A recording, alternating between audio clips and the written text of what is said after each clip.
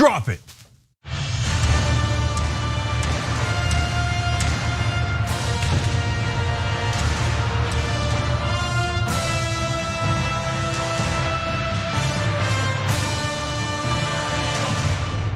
All right, welcome to the All-Mediterranean Power Panel. Cenk Uygur, John Iadarola, and Francesca Fiorentini.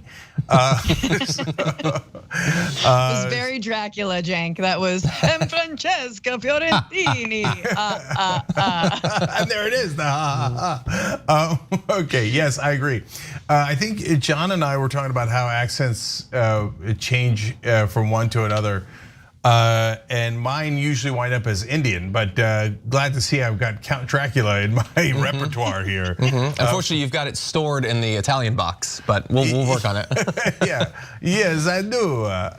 Okay. I'll take it. Anyways, all right, big show, fun show ahead for you guys. And we got a fun panelist for you guys in hour two too. Roland Martin's gonna join us, and we got a fun announcement about that too. But but everybody remember, Francesca's podcast is The Bituation Room. It's a Sundays at 8 p.m. Eastern, so make sure you're checking that out, okay?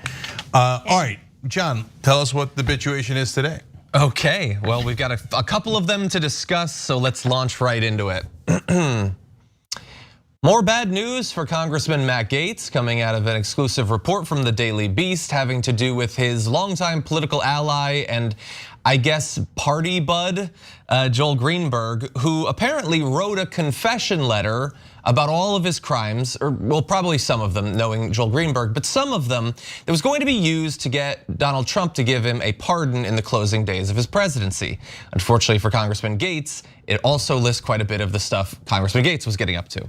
So we have this confession letter. Importantly, it recognizes that Matt Gaetz did pay for sex with multiple women, as well as a girl who was 17 at the time. The letter, which was written after Greenberg, who was at that point under federal indictment, asked Roger Stone to help him secure a pardon from then President Donald Trump. So a big pot filled with really great people.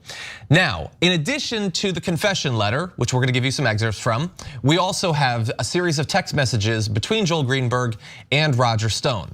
Now, Roger Stone was apparently deleting the text messages as this conversation was going on, but Joel Greenberg was taking screenshots. So there's a great deal of trust and respect in this entire endeavor. So let me give you a little bit of each of those different buckets.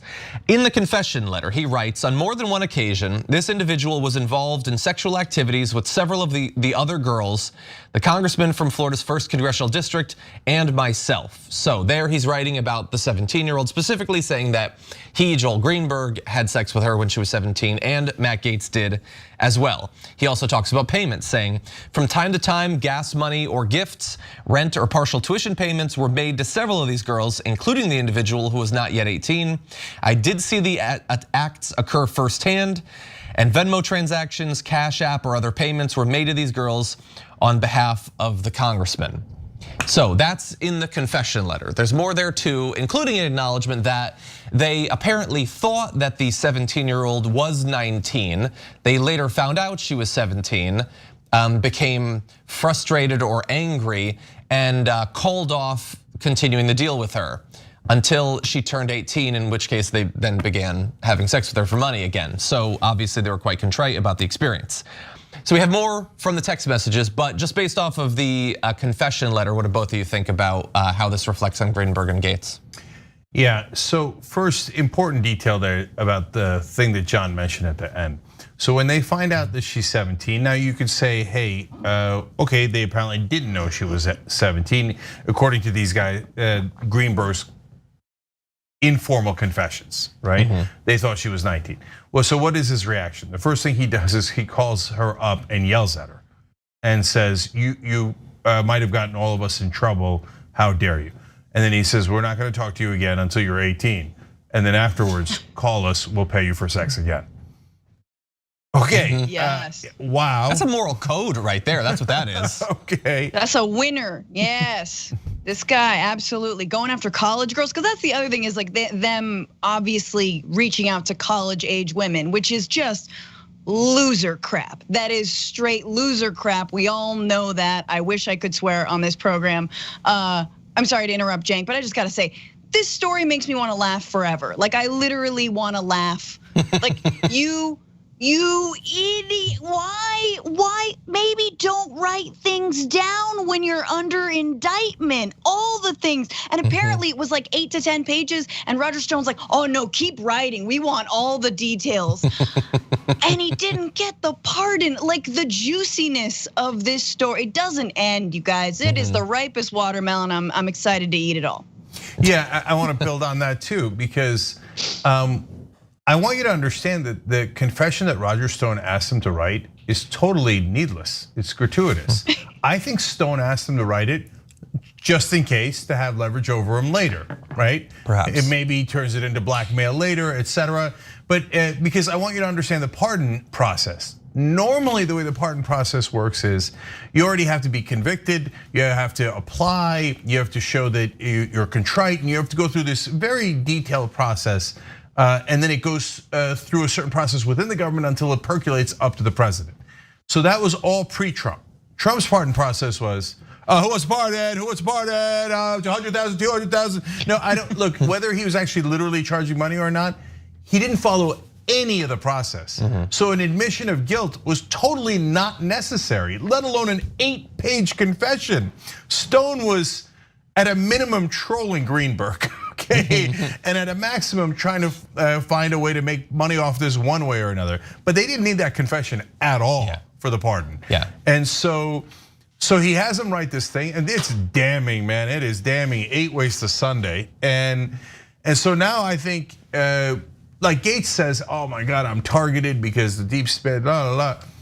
Nah, man, the way that this came up, this is really important for you to understand. Because sometimes, we talked about this in a previous show, whether it's someone on the left wing or right wing, and it does happen to left wingers. In fact, it happens often to left wingers.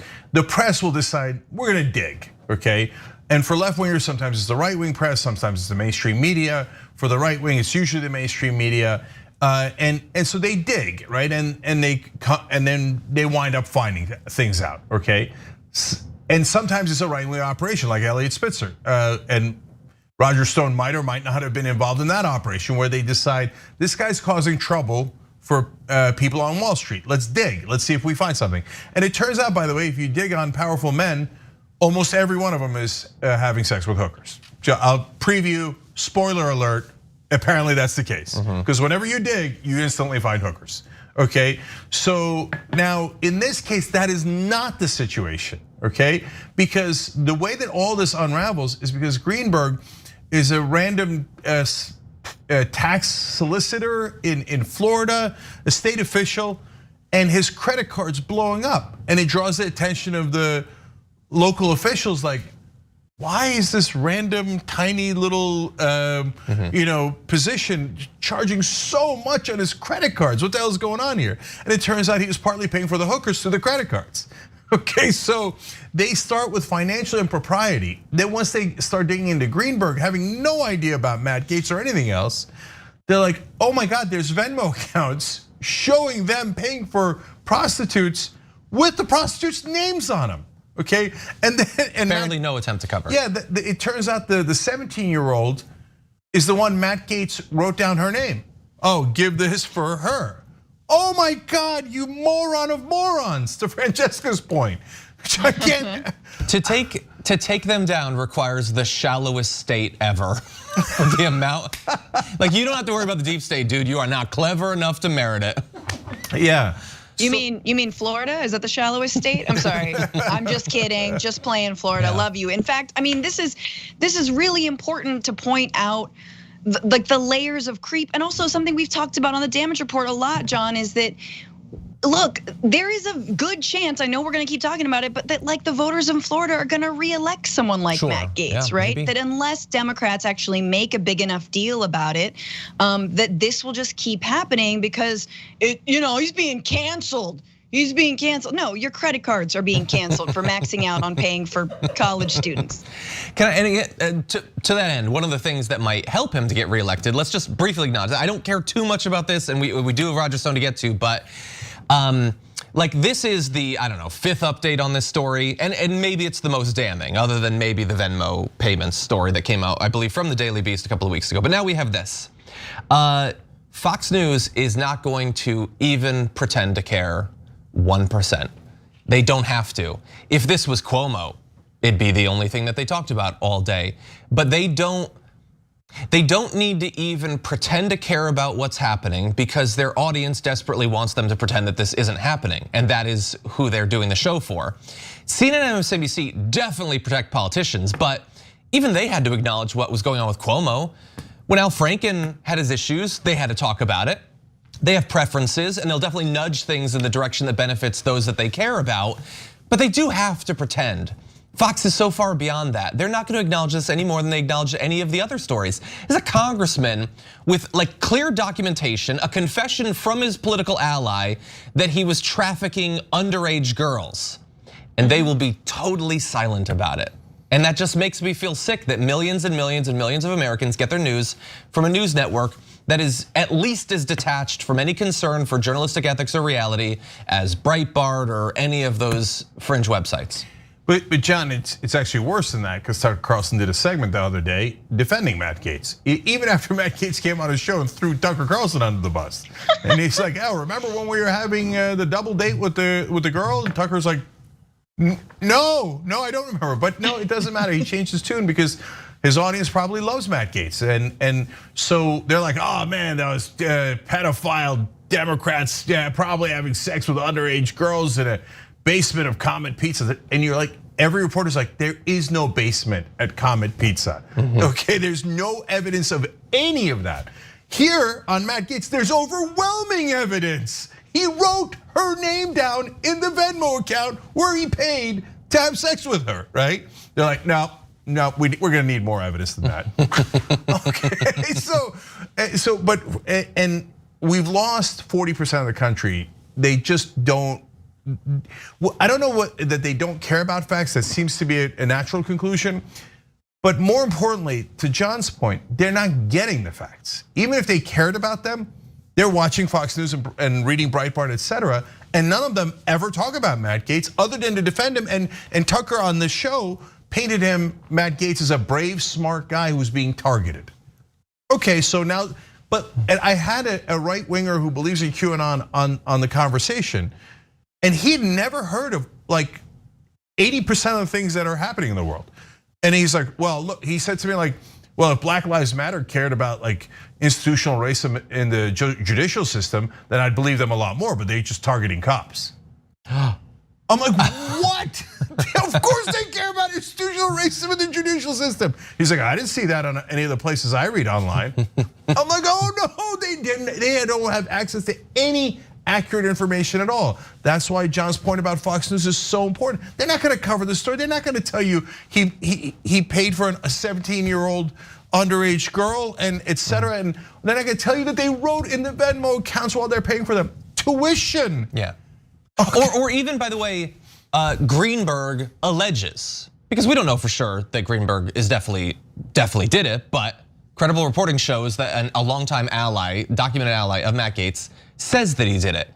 You have to cover that, at least that. You don't want it to say Matt Gaetz definitely did it. I understand that's sort of leaving the conclusions. We'll let the investigation discover, but to just totally hide this and to then have your audience believe that you are alone amongst all the media, the truth tellers, those damn libs are liars. It's absurd. Yeah, and then the other thing that has got to be noted that Roger Stone tried to get $250,000 out of Greenberg to get a pardon from Trump. When asked about it, he's like, no, I didn't. It's the text messages or the messages on the app Signal that apparently Greenberg screenshotted, even though they normally disappear, right? Can't imagine who the leaker could be other than Greenberg. Stone's not gonna leak this. So well, he had to create a good file against himself because he was told to. So he was just making sure he was documenting all of his crimes so he can get the pardon because that's how he thinks it worked. I mean, I think the most interesting part about these leaks also is the way that Joel Greenberg is like, I don't know why MG, Matt Gaetz, is not defending me. Why is he not asking for a pardon from Trump? Trump loves him. He's like a son. And it is kind of curious that Matt Gaetz wasn't lobbying the president, or was he, right, for Joel? And according to Joel Greenberg, he didn't think that Matt was on his side. And so of course he's gonna flip on him once actually the charges are brought against him. He's gonna name Matt Gaetz if Matt Gaetz didn't try and get this pardon out of Trump. Who knows? I mean, again, it keeps going. Well, and let's just really bear in mind, although Matt Gaetz denies it was previously reported that he had asked for a pardon for himself, apparently lobbied in some way. Right. There's no evidence that he tried to do so for Joel Greenberg. Yeah, because there's no honor among thieves or underage or douchebags, right? People seeking underage girls and paying for them. But look, one more thing on Stone. The corruption in the Trump administration is so unbelievable. So to John's point about the shallow estate, their codes, as they're talking a signal, they're using almost no codes. But Stone is trying to find a way to phrase it where he can have plausible deniability. So he says something like, you better get your $250,000 ready because I feel good today about a pardon. I guess he thinks that's not saying, well, you're not paying me for the pardon. I'm just saying you should get your $250,000 ready. No. There's a bet, it's a bet. It's not an exchange, it's a bet that he can't get him the pardon. That's it. And do not we have any technically idea, a bribe. Is this just totally legal? Like if Stone, who notably got his own pardon, was actually soliciting money for a pardon for a president that he's a longtime associate with, is that just like, man, it sucks, but America, what are you gonna do? Is that just totally cool and he's innocent? No, I imagine there's a law against bribery, including pardons, but does any law ever apply to right wingers? Does any law ever apply to Trump or any of his associates? Trump would just say, it was a perfect pardon. It was a perfect pardon. Okay, I got the money and then I gave him the pardon. That was perfect. I'm happy, he's happy. Okay, the only one not happy is the underage girl. Okay, but hey, listen, it was perfect. And 40% of the country will be like, it was a perfect pardon. And you know what? But it's totally. Yeah. It's a legitimate question. I think it's one of those issues that the Trump administration, the silver lining was that everyone was like, oh yeah, wait, can you buy a pardon?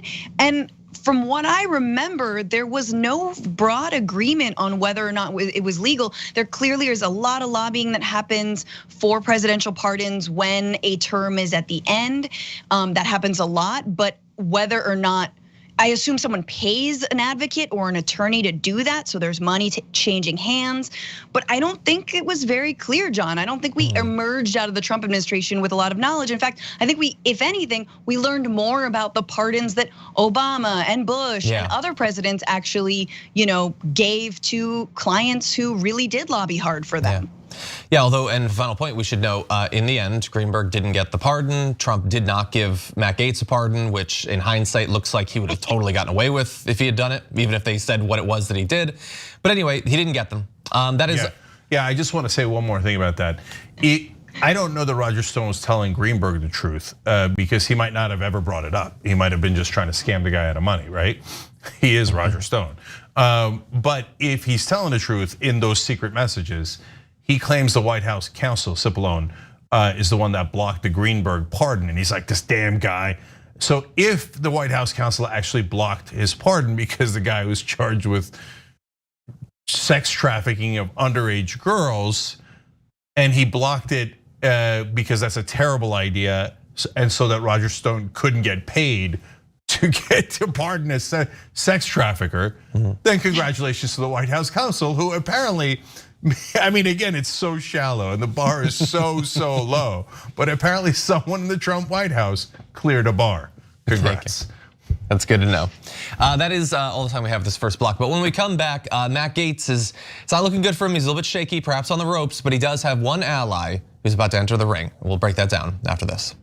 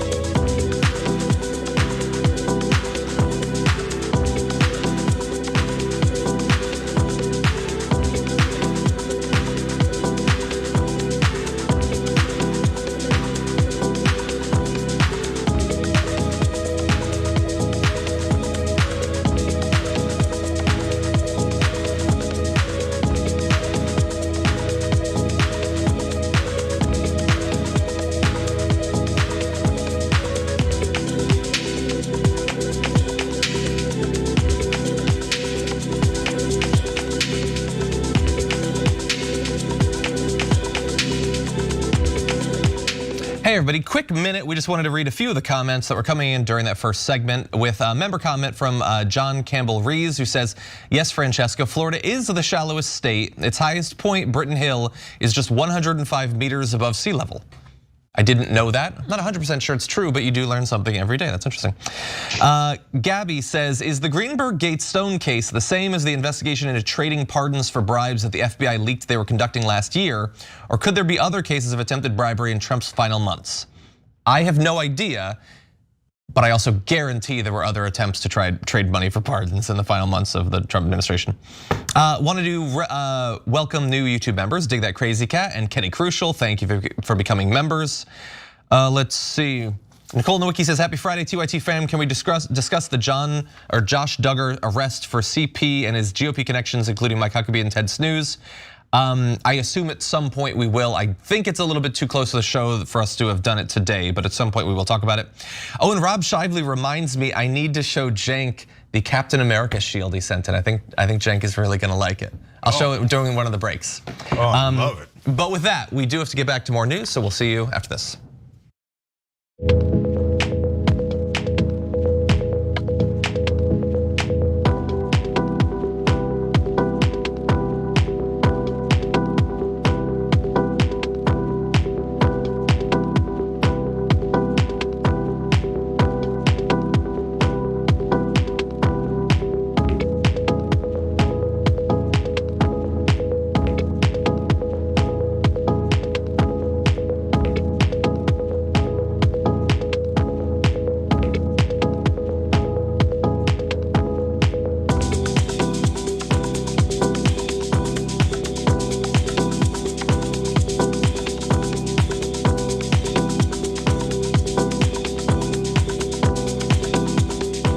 All right, back on TYT, Cenk, Francesca, and John with you guys. John's got more news for us. We do, okay.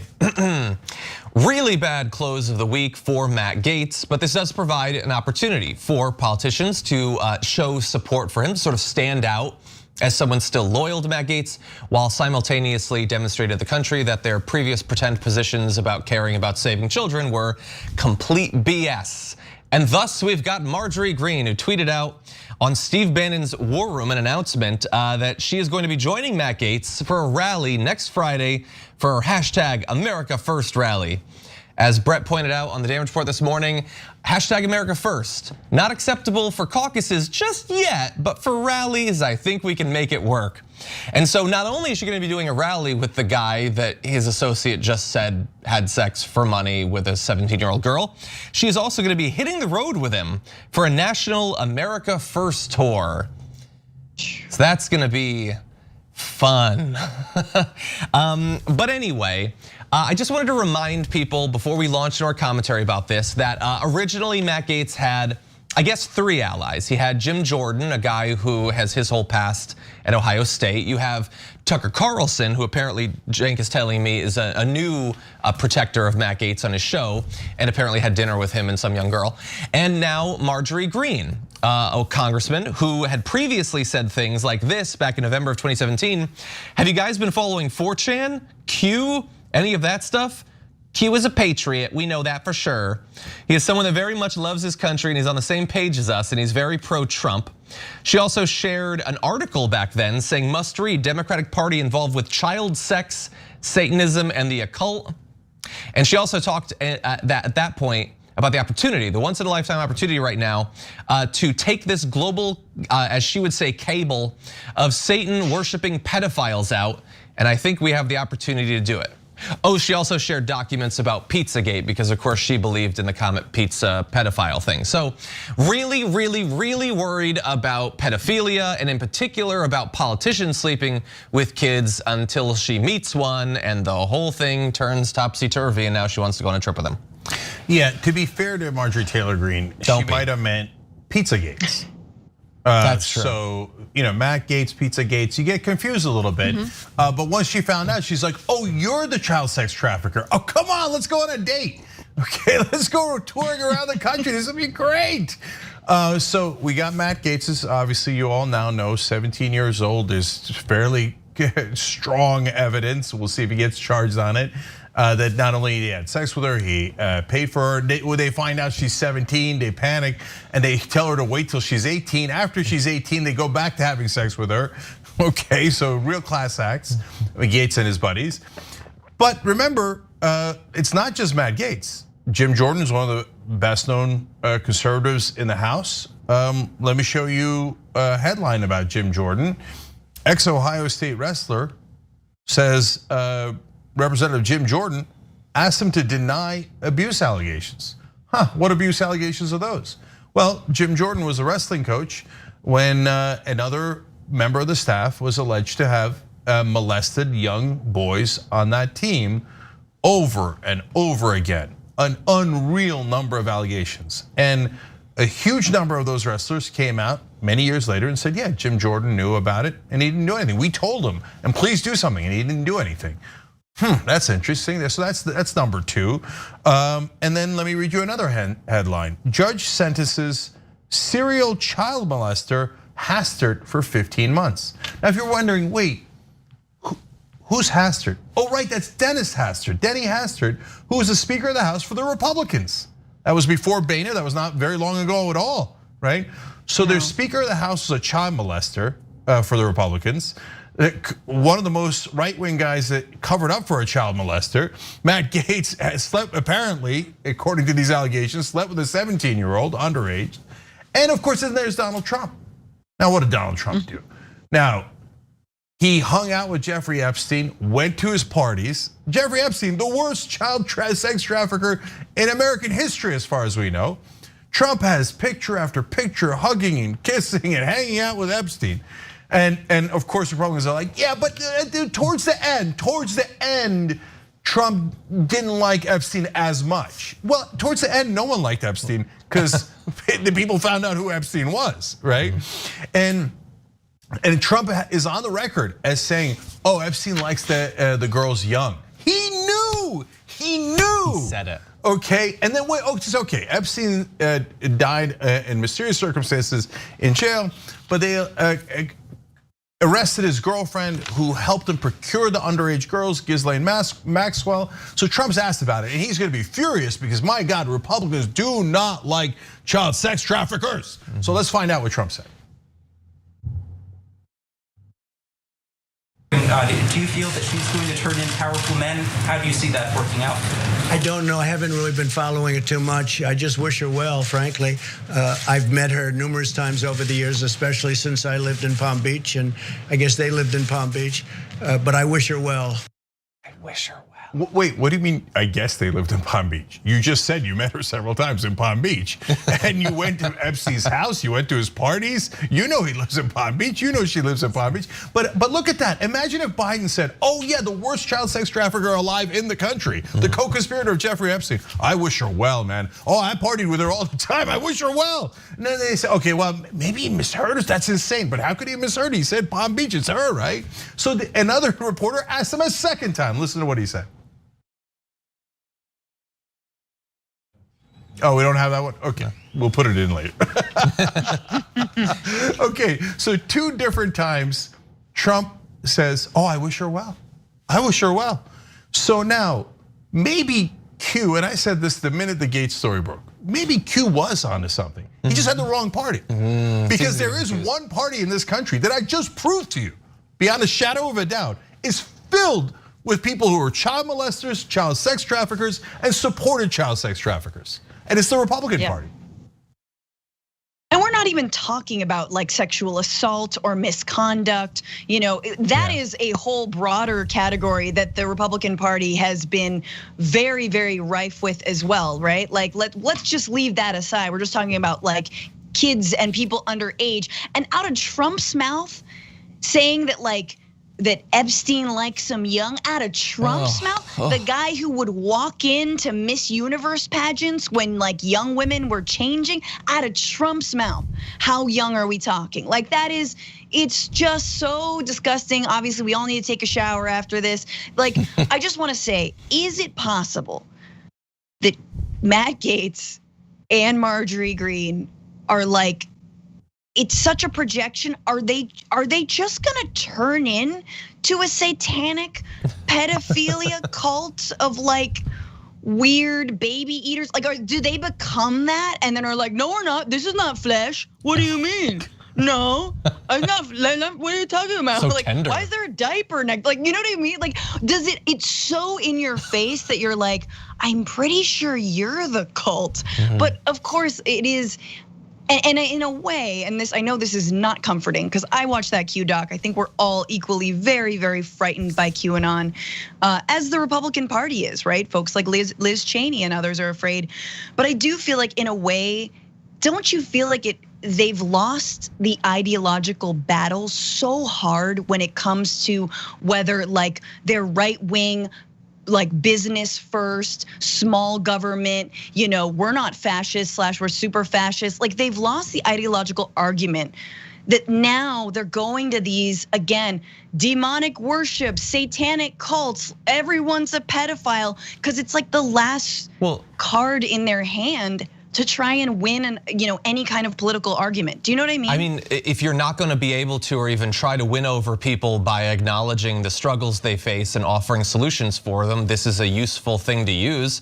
And it's not the first time. Back during the 80s, they used the Satanic Panic quite successfully. This is just a digital version of that in some ways. But and by the way, they can have all the Marjorie Greens and the Lauren Boeberts running around talking about lasers and talking about kids in pizza basements and stuff like that. There will always be Mitch McConnells who will be getting tax cuts while they're in charge.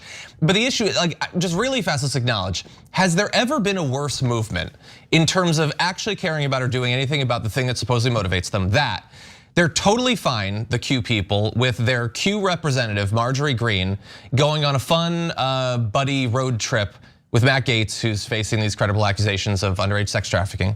And that is not evidence. Nothing convinces them of anything that that's a problem, or Jim Jordan, as Cenk pointed out, any of that. And yet, like a month ago, when that ship got caught in the Suez Canal, its call sign was like what the Secret Service used to call Hillary Clinton. And so that convinced people online that the ship was transporting containers full of children.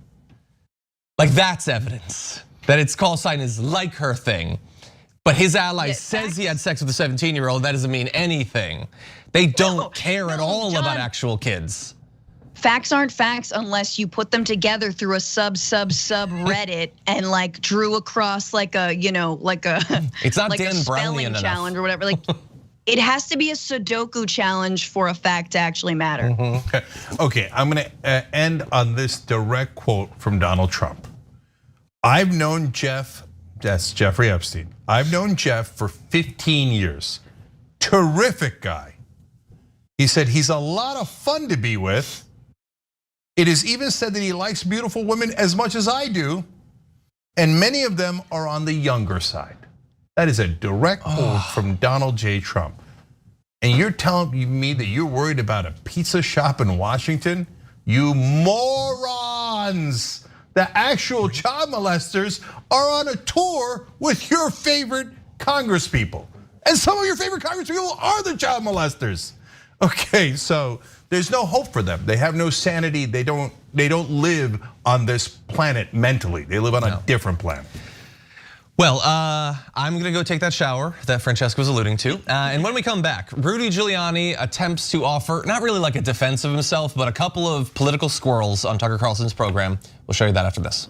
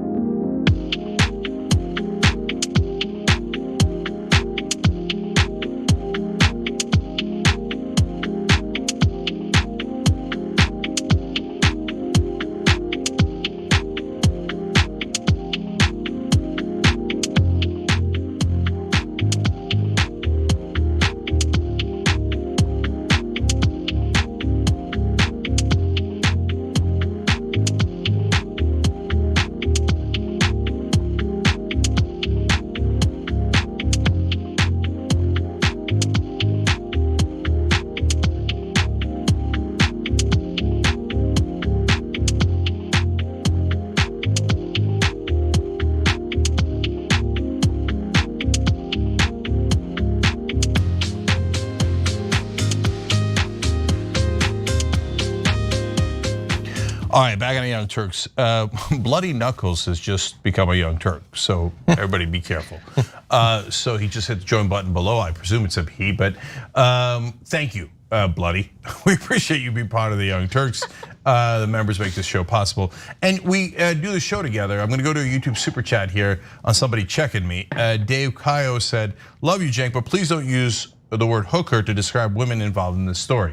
So that's a fair point, especially the underage girl. It's usually manipulation, etc., and etc. Guys, number one, we do it on with no prompters, unscripted, etc. Number two, sometimes I lose track of the words that are allowed and not allowed. Okay, that word is probably not allowed at all. I don't know, but prostitute. Okay, for the ones that were above age. But we're trying to do the right thing. Thank you for being on our team and trying to help us do that. Okay, and now I want to go to Twitch. El Etoile gave 1,000 bits, so thank you, we appreciate it.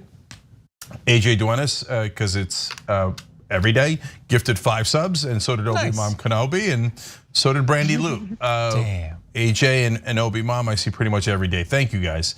TYT Wom, I don't know how to pronounce that. How do you pronounce W-A-W-N? Wown. That's tough, man. That's super tough. Okay, interesting. Anyway, resub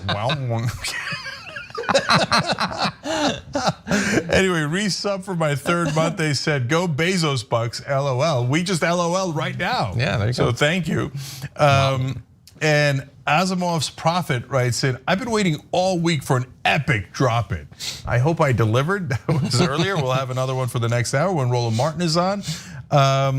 Blood Raven, a lot of blood today, writes in, "Glad to be able to support TYT on someone else's bucks. Love everyone there and thanks for all your hard work.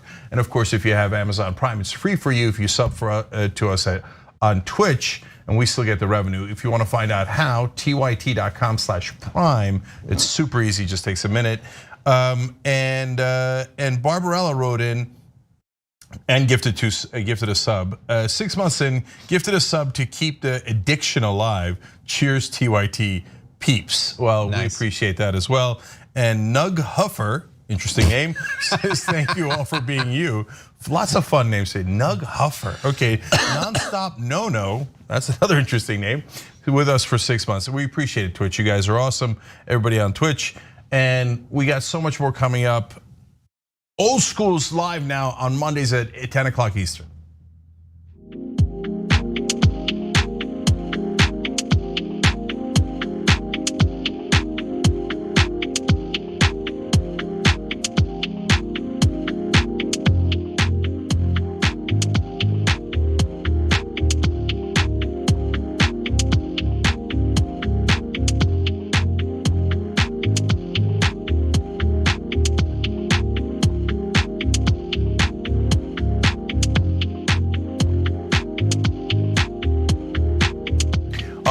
Back on TYT, Cenk, John, and Francesco with you guys. John's got more news for us. I do. It wasn't that long ago that Rudy Giuliani was apparently raided in an investigation of his activities involving the Ukraine scandal. He's been mostly silent since that, but he did go on Tucker Carlson's program to offer up a defense, sort of. But let's go to a little bit of what he had to say about the investigation and what he thinks the investigators should really be looking into. Tell us what happened yesterday.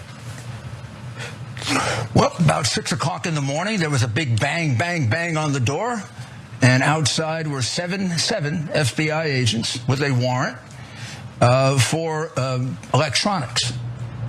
And I looked at the warrant and I said, this is extraordinary because I've offered to give these to the government and talk it over with the government for 2 years. I don't know why they have to do this. The agents seemed somewhat apologetic, I might say. They were very, very professional and very gentlemanly.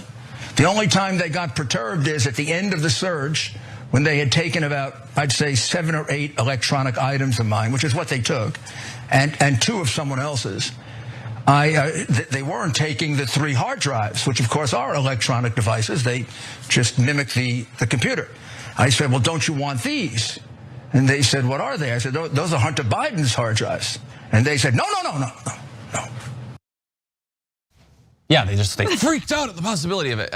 Anyway, look, you're being raided, okay? It's not like, oh good, I finally got a meeting with these investigators. I can hand off this project I'd been looking into. But he went on Tucker Carlson to be able to rant and rave about whatever he wants, and knowing that Tucker Carlson is going to do everything he can to defend him, even as it gets increasingly weird, which we'll get to, and allow him to engage in these insane diversions like, oh no, this isn't about me and all of the things I did. This is somehow going to be about Hunter Biden. And while I was surprised that they even acknowledged Rudy Giuliani's issues on Fox News, this explains why, because they're gonna find another way to make this about Hunter Biden because they feel like talking about that in some way will hurt Joe Biden. Well, there's a haunting similarity here. When they raided Jeffrey Dahmer's house, he said, I have Chelsea Clinton's notebooks. I have her notebooks. Do you want them? You don't, oh, you want the severed head in the freezer. Okay, gotcha. Yeah, I love that. It'd be like, oh, thank God you're here. Oh, I've been trying to call. Here you go. But like, he's so offended they didn't take them. Like, it's very like, someone refusing a Tupperware of baked ziti. Like, come on, it's great. No. Which in this case, I'm not sure they weren't just 3 Tupperwares of baked ziti that Rudy Giuliani tried to give to the feds. Like, these are hard drives. Like, no, they're not, sir. That's not Hunter Biden. That's marinara. Like, at this point. But I don't know if he thinks that the justice system works on the, we just came for one crime, we'll take whichever one you've got. Or if he is like, no, he's really convinced that Hunter Biden is the worst person in America, and he doesn't even mind going down. He just wants to make sure that he can drag Hunter Biden down with him. I don't know. I don't know if this is just a convenient diversion or if he really wants to get that guy for some reason. But John, I mean, you're asking a question I have been able to answer in the last couple of years here, which I seriously ask, have all of these people lost their minds? I actually think there's a decent chance that Rudy Giuliani and Trump and several other Republicans have dementia.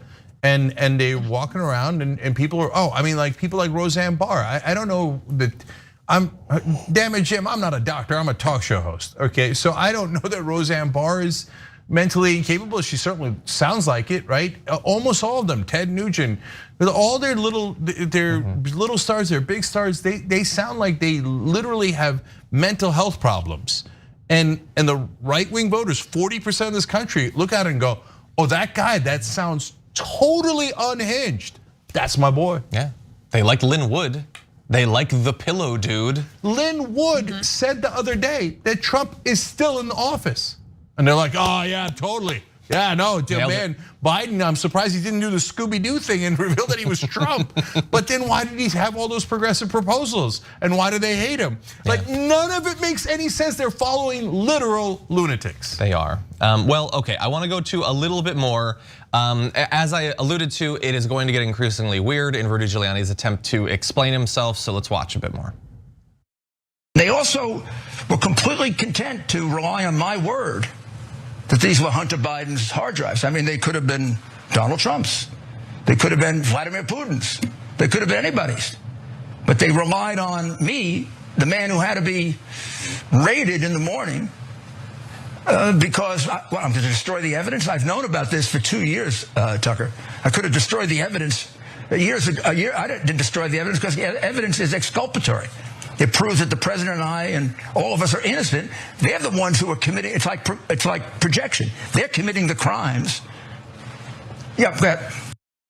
Okay, so that was a little bit weird because I guess he didn't want to keep going on with the line that he was doing. So he implied that Tucker was interrupting him, but Tucker had not cracked from his look the entire time. It was just a dead set look, no noise. I guess if I was Rudy Giuliani, I would be trying to stop Rudy Giuliani from speaking too. Yeah, so first of all, that was a good Tucker face, John, so I'll give you that. I wish that it wasn't possible. Okay, secondly, that was the one time that Tucker's confused face made sense. Yeah. Right, so wait, was it Putin's? Right? Why would you bring that up? And he's like, I could have destroyed the evidence 2 years ago when I first found out. I mean, that would have been the smart thing. And then he like changed. I mean, of course I didn't. Of course I didn't. Wrong. Dude, you used to be not only a lawyer, but one of the top prosecutors in the country. Why are you telling people about how you could have destroyed evidence on national television, you moron of morons, right? And by the way, Rudy, under your logic of like, oh, they're trusting me that it was Hunter Biden's hard drive and they're not even taking it. Maybe it was my hard drive. Or maybe, remember, they're raiding a criminal's apartment. That's what you are, Rudy. They raided you. They don't raid non-criminals' apartments. They have very credible allegations that the former president's top ally and lawyer is a severe enough criminal that they raided his home. So I don't think that's a situation where the criminal gets to tell them, hey, why don't you take that hard drive too? See how it turns out for you, right? I mean, if you're the FBI, normally, when you raid somebody's house, let's say it's a drug dealer or something, you don't go, oh, he told me to take that. Why don't I just take it? Maybe it's a bomb, right? Maybe you want to come back and figure out what the hell it is. So none of anything that Rudy is saying makes sense, but of course you all already knew that because you don't watch Fox News. Yeah. I feel like it's a little bit like Rudy Giuliani's, like Hunter Biden's tapes and hard drives to Rudy Giuliani is a little bit like The Ring to Gollum. You know, it's like got this hold on him, but he's like really he wants to keep it, but he actually just wants to be relieved of these hard drives. But nobody wants it. I don't know. They've got a spell on him. Maybe if they took it and they like looked at it, it would just be like, "Hello, this is Rudy Giuliani. Help, help me. Do you think I can't take care of myself? I have not eaten a warm meal in 5 months." just a raw wriggly fish?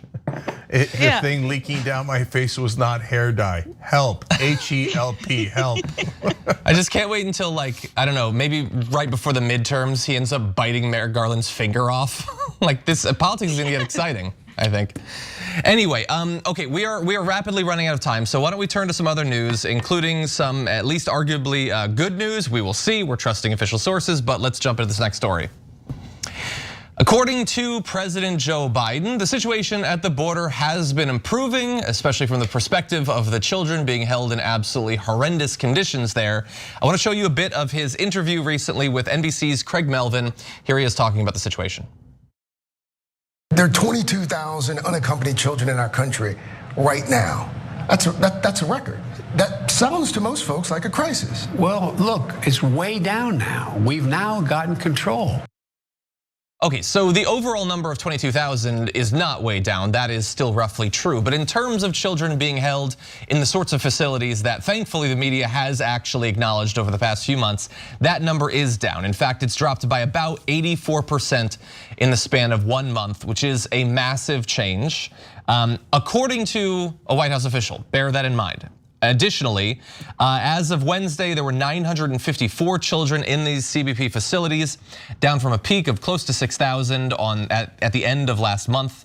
And the average time that kids are staying in custody is down to 28 hours compared to 133 hours back on March 28th. That is a nearly 80% reduction as well. So again, this is relying on official sources, and I can't honestly say what sort of constant access reporters have to these facilities, but it is a big claim to make if there's nothing that it's founded on. And so according to them, it looks like they have responded to pressure. They have spooled up some sort of resources to alleviate the situation, and it is much better than it was. You know, I have a different point on this, which is that mainstream media here taking the bait, and we're talking about the so-called border crisis, right? Now, we have a massive healthcare crisis in this country. Here, let me give you just one stat. 45,000 people die every single year, irrespective of coronavirus. This is pre-coronavirus. 45,000 people die every year because they don't have health insurance. Now, do the immigrants crossing the border kill 45,000 Americans every year? No. I mean, that's not even, it's not even within the realm of comparison. And so that's an actual crisis. But mainstream media thinks, man, who cares? Because the right wing didn't make it a point. So, and the left wing is invisible. So I can name you 12 crises that are infinitely worse than the so-called crisis at the border.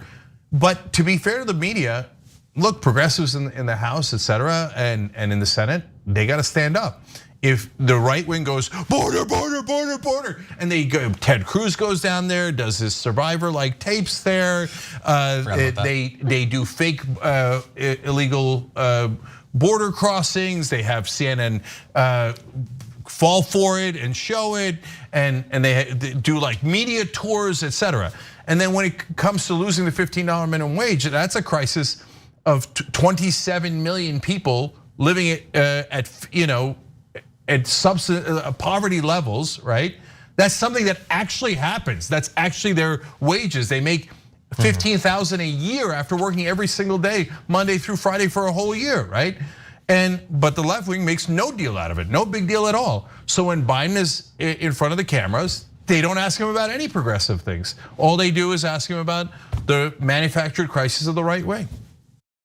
Yeah, absolutely. And I think it's really important to point out the stats around how much crime undocumented immigrants are actually responsible for. And it is vastly below, percentage-wise, what Americans and people with citizenship are responsible for. So obviously we have to point out that kind of fear mongering and hypocrisy. And look, I think it's great if the stats can be relied upon, that there is a process for moving unaccompanied minors more quickly out of detention in facilities that they should not be in the first place.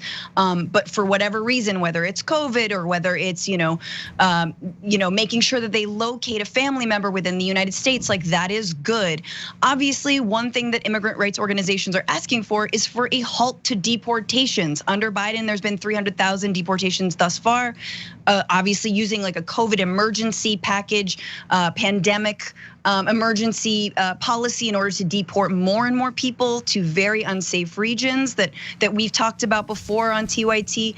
But I think one thing that is heartening to see coming out of Biden is a little bit of the rhetoric. Because what I see when I see the media sort of like, well, what are you doing about it? What's going on? Like, tell us. Is it the same thing they do when they ratchet up for war, which is they want like the iron fist, the strong macho, yeah, we're gonna reject everybody. We're gonna separate even more kids. We're gonna build a bigger wall. And Biden, I think, when the media, no matter what side, the left and the right, I mean, there's no left media, we are the left media, but the liberals and the right are like, well, there's more people coming because maybe they think that you're more amenable to them. And he started to turn that and say, I'm not ashamed of that. I'm not ashamed that my administration and the United States is maybe a more humane place to seek refuge than it was just months ago. So I think that's a huge page turn when it comes to our usual rhetoric around immigration. Okay, now let me give Biden two pieces of quick credit here. Number one, look, it's just less credit than just being fair to him. So he did inherit a mess from Donald Trump. That actually is true. And so moving those kids into places where they could be treated in a humane way, well, it does take some time. So, look, I give him no quarter on killing the $15 minimum wage, which he did happily, that no one else reports, and it drives me crazy. So I got no bias in favor of Biden at all. But it does take time to move those kids, and so we have to be fair to him in terms of how quickly he can do that. Now the credit is, he actually has a new thing where he is telling those Central American countries, we will process folks in your country, so don't have the kids come for thousands of miles because it endangers their lives. That might be a brilliant idea. That's the first I've heard of that, and that's really interesting.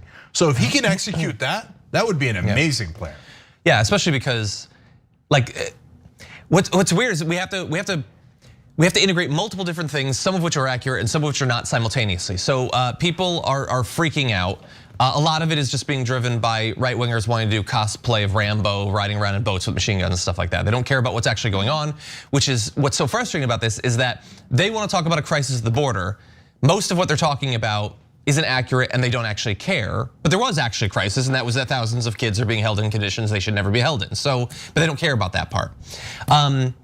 And most of like Biden does have some seemingly better motivations and perhaps better ideas, as you just acknowledged. That said, he's also continued quite a few of the policies of the Trump administration. So this is not an area where he doesn't deserve any criticism or that we should extend tons of goodwill to him, because it doesn't appear that he totally deserves it. Now, they have improved the condition for the kids, which is something that Trump took a very long time to do, and the conditions got worse because he wanted them to.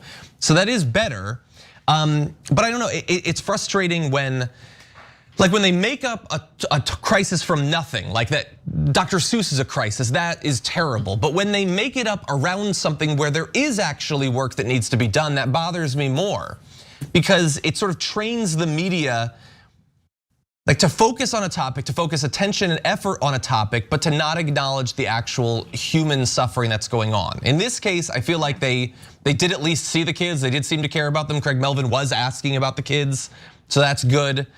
But I don't know, yeah, it's just frustrating that he can potentially be manipulated, the media can potentially be manipulated by these people who fundamentally don't care about the things they're talking about. Yeah, I don't know that Craig Melvin was asking about the kids in a way that was like, it seemed like he was asking more about, oh, there's too many immigrants coming in, aren't you gonna do anything about it? Totally. Right, Francesca? Yeah, no, I didn't get a lot of empathy from him. It was more like, what are you doing about these, non-subhuman people, like, whatever, if they don't have names, like it's, there wasn't a, how are they being treated? Are they okay? Like, have you talked to them? Have you called? I mean, that's an interesting question. Have you met with some of these kids? And I guess I just want to say, look, we talked about the QAnon stuff and child abuse. There is rampant and documented child abuse within Customs and Border Patrol.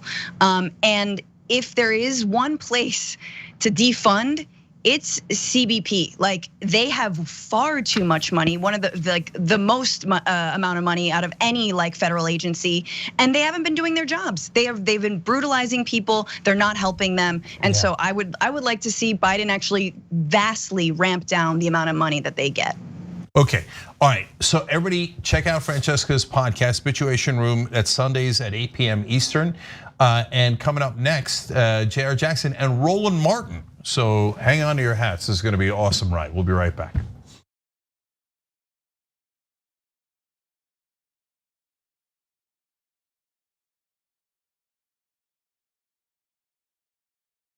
Old School's pitched to me from Cenk. It'll just be me, you, Jesus, Ben, and maybe Michael. And we're like, okay, cool. I can do that every week. As you can see, me, Jesus, Ben. When you make the order, it says, don't exceed $20.01. So I'll just order literally anything to get it as close to that as I possibly can. I'm sorry that I ordered $45 worth of food and got an email saying, sir, would you like to rethink that? What are you talking about? I was in hell. I was just like, oh my God, the theater's empty, nobody's here. Everyone on screen keeps cursing. Why did I let this happen? And the whole thing looks like it was shot through a glass of milk. My mom's gonna be so mad. If you're looking for a heart attack, the short way, baby.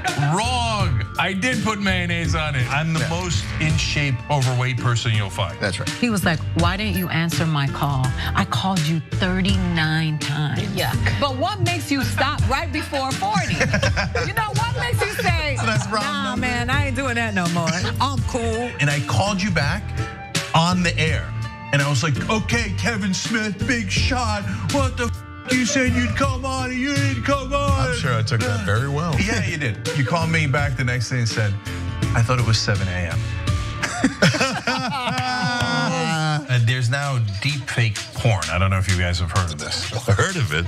I just had some in the car. I'll tell you who I'm not Ben Mankiewicz. Have you guys ever felt that? Not ever. And now it's just the three of us. This is the intimate hour. By the way, the last half hour of this, we're not even rolling. Fair enough. Kingsley. See, I watch movies. I'm done with both of you. Once Craig starts laughing, I can't stop. And I was just gonna ask you about getting high. Snoogans, Snoochie Boochies, and members, of course, you can get the whole damn thing. TYT.com, join and free trial. And Old School with the old folks. Good. John, come back.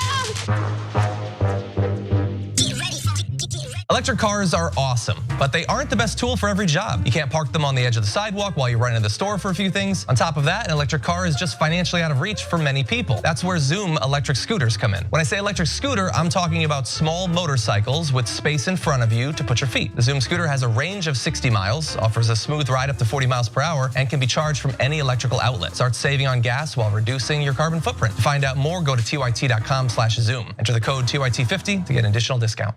I'm Brett. I would like to refer to this segment as the Do I Still Have This Talent show. So I want to see if I can play harmonica without my hands.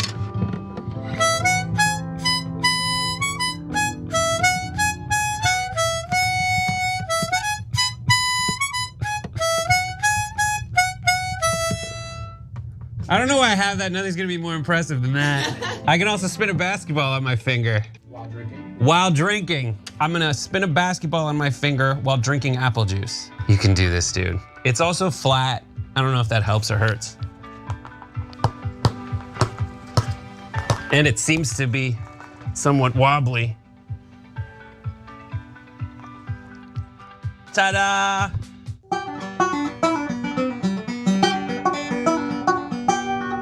Nope, I don't know how to do this one. This one's a fail. Nope. Oh God, I'm so mad. Our community faces a never-before-seen public health and economic crisis. Businesses are calling Levin Papantonio with their legal questions regarding COVID-19. You've asked and we've answered. If you're a business owner and have suffered financial loss or closure from COVID-19 and have questions regarding your insurance policy, call us for a free consultation. Some policies may provide coverage for lost profits and earnings. Stay safe, and together we'll get through this.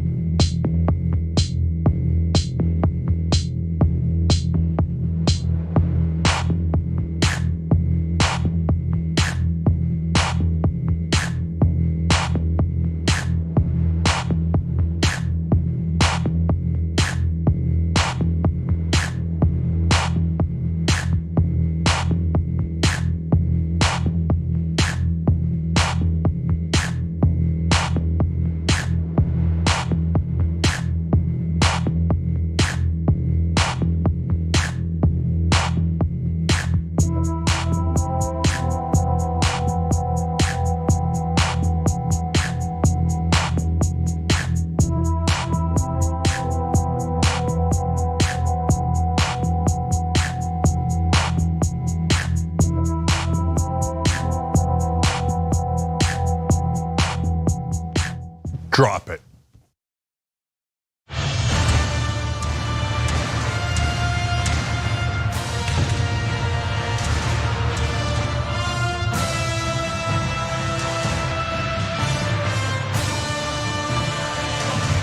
Hey, we got a new power pad. Look at this. Jake Huber, J.R. Jackson, Roland Martin, everybody.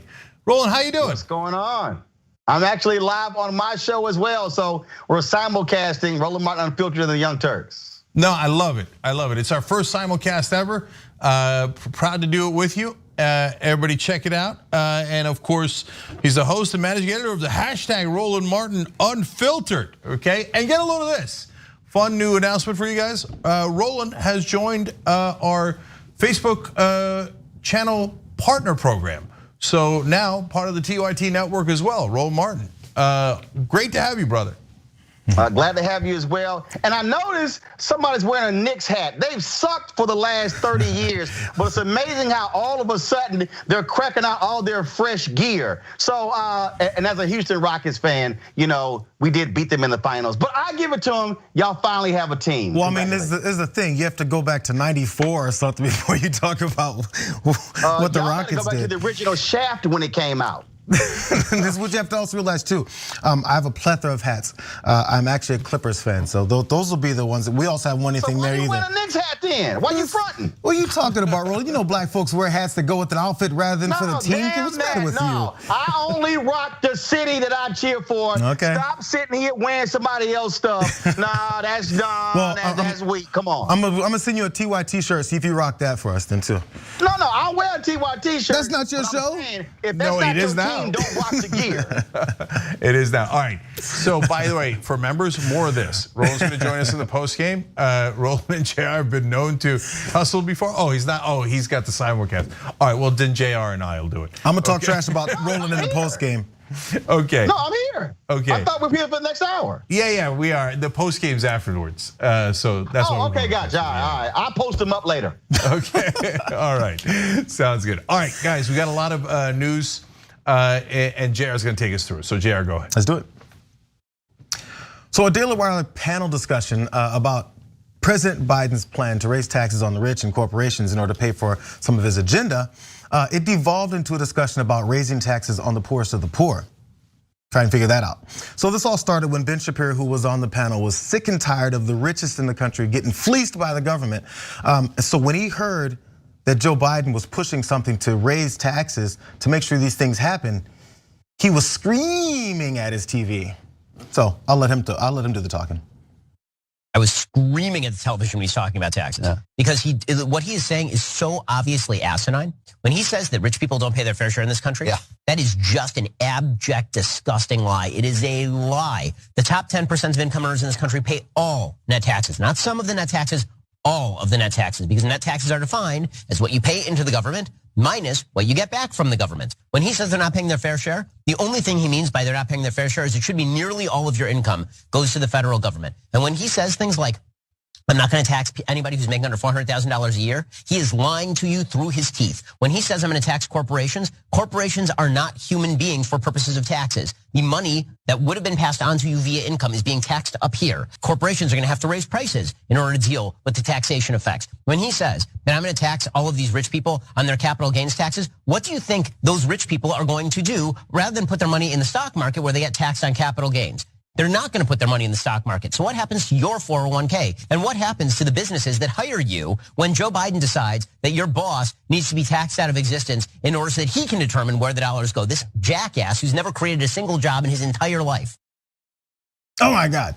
So there's a lot there. Hope you guys took notes for what you're going to respond to. But first, I want to get to some of the points about what he was talking about with the rich and the corporations paying too much in taxes, and maybe they're going to be taxed out of existence. So from the Los Angeles Times, Laura Davidson did point out the head of the IRS calculated that tax evasion in the US may total $1 trillion a year, a figure that's multiples higher than previous estimates from the federal government. She went on to say a study released last month, which included 2 IRS officials as authors, found that the richest 1% of Americans don't report about 20% of their income to the IRS. Those individuals are able to use pass-through businesses and offshore structures to shield their income from the IRS's view. The study also said that. So collecting that money would boost tax collections by $175 billion a year is what this study found. Now let's move on to the largest corporations and what they had to do last year. We've heard about a little bit of this, especially the fact that we went through that COVID year when a lot of people's entire lives were destroyed economically. So let's look at what some of the corporations did last year. 55% of the nation's largest corporations paid no federal income tax on more than $40 billion in profits last year. That's according to an analysis by the Institute of Taxation and Economic Policy. It's a progressive think tank. In fact, they received a combined federal rebate of more than $3 billion for an effective tax rate of about negative 9%. Last I checked, negative 9% was less than zero. One more part. By all appearances, the companies described in this report appear to be using entirely legal means to reduce their tax bills. Many of the tax provisions these companies are using exist because they themselves have lobbied heavily for their creation. Again, their money has gone to lobbying politicians to make sure that the law is a certain way that they can have these tax havens, openings, loopholes, whatever you want to call them, from the richest and the corporations. But Ben Shapiro is still upset because they're paying way too much in tax. In fact, they're paying all of it. So you at home who are not a corporation or the richest 1%, you're not paying anything. You're doing nothing for this country. So I'm going to get to the taxes that the poor are paying in a minute because they're going to attack the poor in a minute. We'll show you that too. But first on the poor corporations. First, you got these 5 seemingly rich guys sitting around smoking cigars in a nice room with nice whiskey, etc. Going, yeah, the real problem is poor people, man. Oh, the rich have it real tough. And then and they turn around and he does a spirited defense of corporations. I mean, he just has the temerity to do it. That's not a popular position even in the right wing now. Tucker Carlson's hitting big corporations because the right wing is getting crushed by big business too. And he's like, oh, my poor friends in corporate America. So I want to show you one more chart here to illustrate the points that JR was making about how little they pay in taxes. So let's show you, this is from 2018 corporate taxes in millions. So Amazon made $10 billion.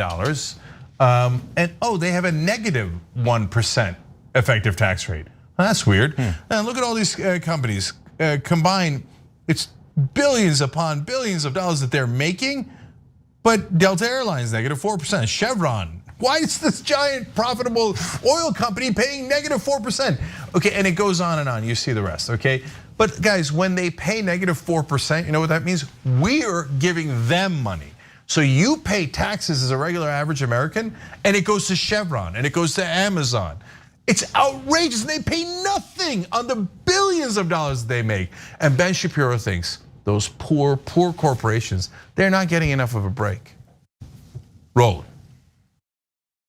Here's what Republicans have done very effectively. They have convinced broke as hell white people to rally in support of rich people. Mississippi, how much of their money is from the federal government? South Carolina, Louisiana, Tennessee, Arkansas. I can go on and on and on. The brokest states in America are red states.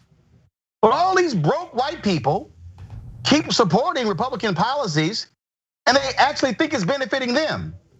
And I'm sitting there going, are y'all nuts? They're not helping you at all. And so part of this deal is, and if you want to really understand how to play, when Dr. King gave his speech in Montgomery after the Selma to Montgomery March, he remarked about a particular book I can't think of right now, but he mentioned it in his book. He said where poor white folks had aligned with freed slaves, and they began to make political changes. The bourbon class, that's what it was called, because it's great that you remarked the cat sitting there drinking, smoking cigars. The bourbon class said, oh, we can't have this. So what did they do? King said they used the media to drive a wedge between poor whites and freed blacks. That's how they were effectively able to use white supremacy, and that's what led to Jim Crow. So what you have is you're the likes of white supremacists, white nationalists like Ben Shapiro, the Daily Wire, the Daily Caller, the Daily Signal, Breitbart, Fox News, all the right wing.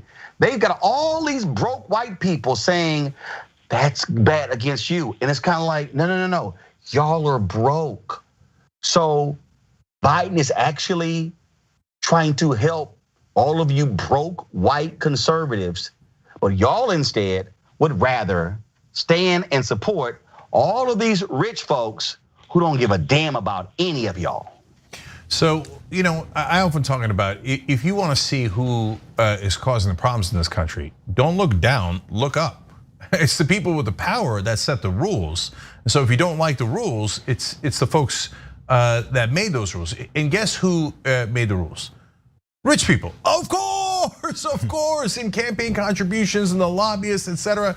You know how many lobbyists poor white folks have? None. Poor black folks, none. Poor Latinos or poor immigrants, none. Okay, rich folks and corporations have tons and tons of lobbyists. And yes, Roland is right. They finance these propaganda outlets like the Daily Wire and Ben Shapiro and all those guys. They literally have billionaires, right-wing billionaires, giving them money to do their shows, not an investment, just cold cash. You keep it as long as you say what we tell you to say. What do they tell them to say? What you just saw. Rich people are awesome, corporations are awesome, only the problem is the poor. Jared, we got the clip on that? Yes, well the only problem now is you guys haven't been listening to Jeremy Boring spit some facts.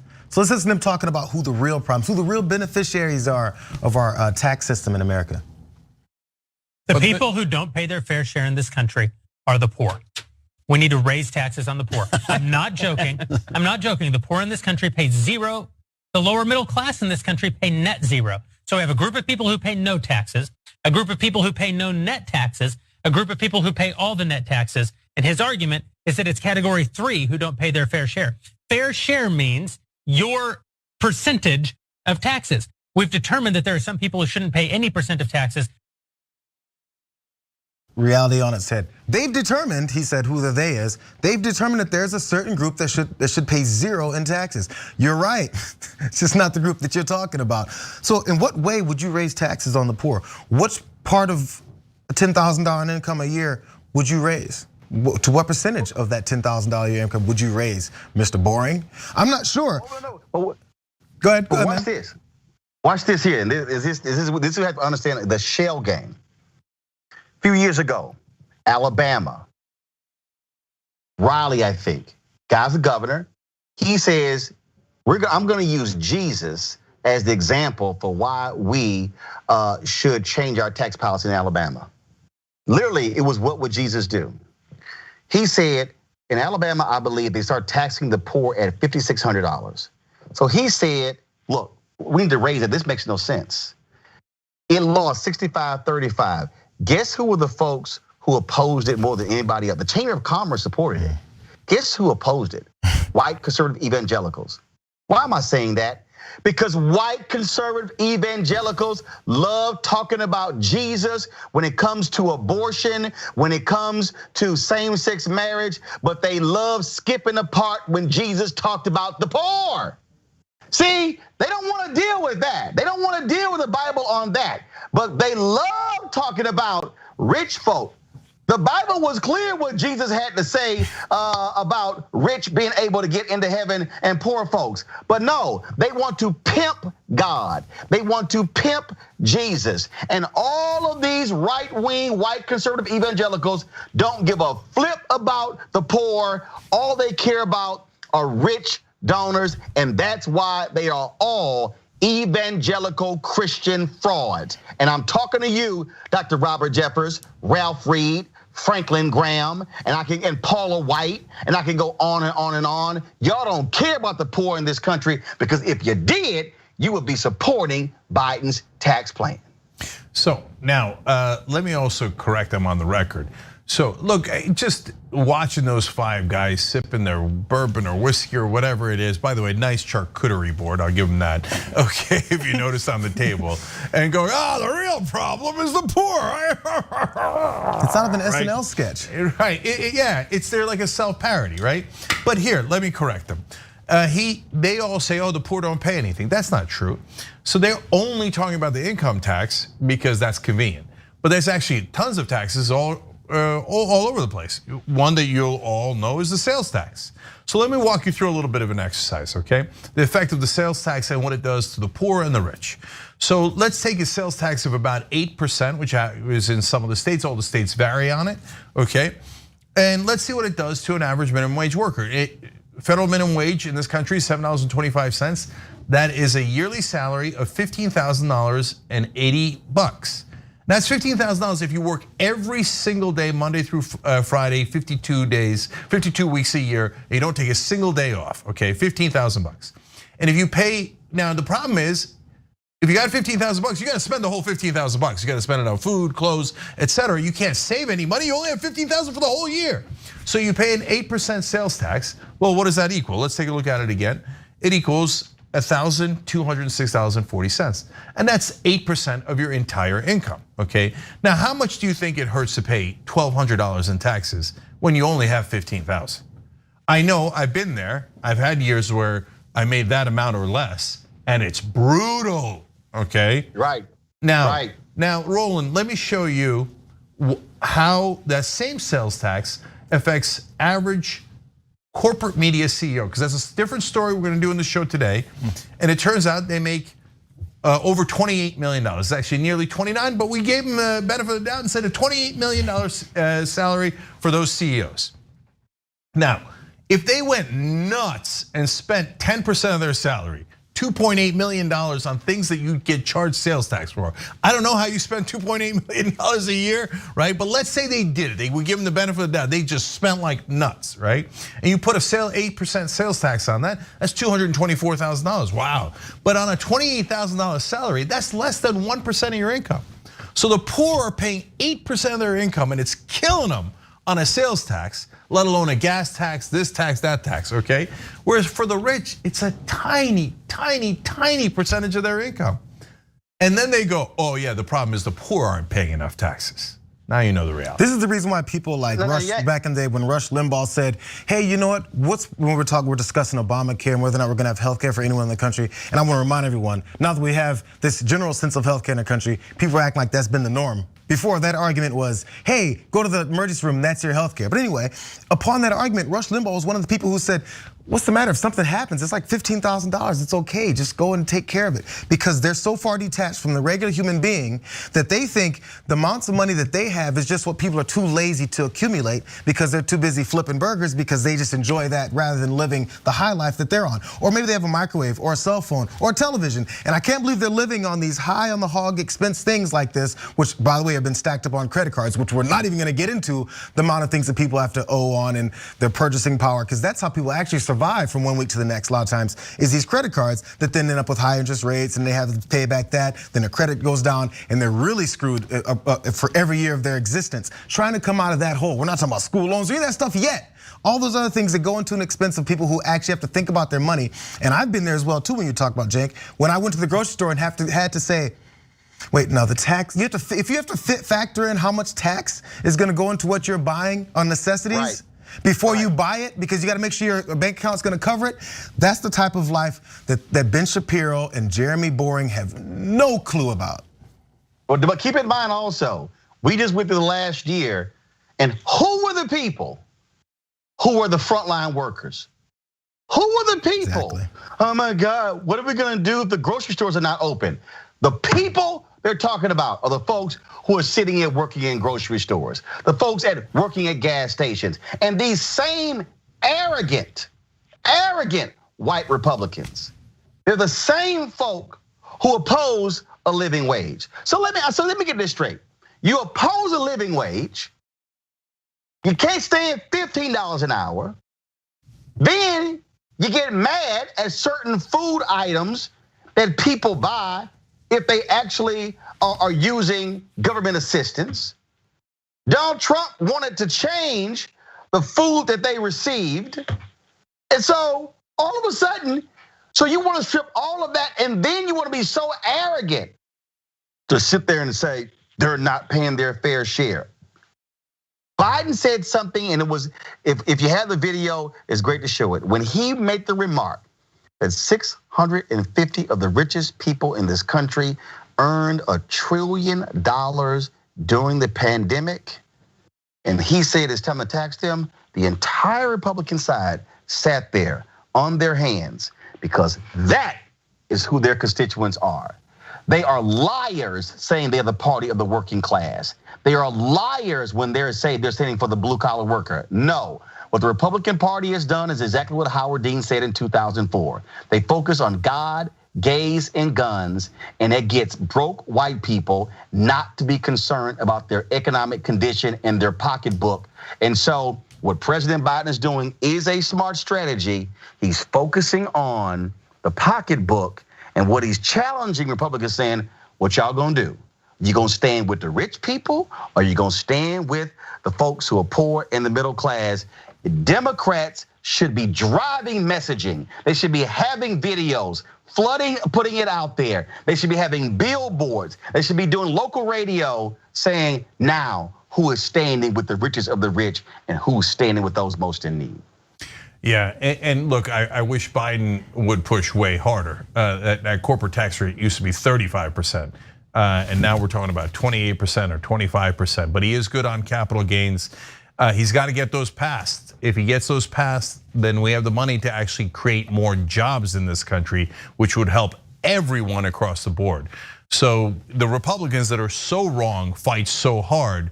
I wish we can get the Democrats that talk a good game to actually walk that walk and pass these bills. So let's see how it turns out. But the one thing we all know is that everything you saw from that Shapiro broadcast was total nonsense. All right, we got to take a quick break here. And when we come back, that story about how much the media moguls are making, there's so many more details there. How many jobs did they cut, et cetera, while making all that money? We'll be right back.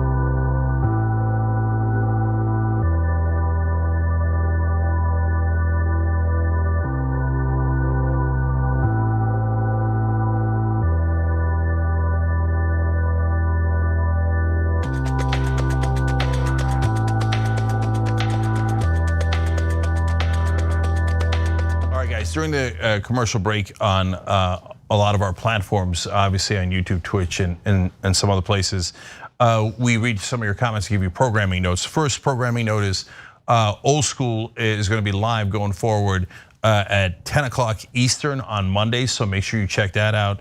Obviously, tyt.com/live. There'll be a 45-minute episode for everybody, and then a 45-minute extra episode for the members. So tyt.com/join to become a member.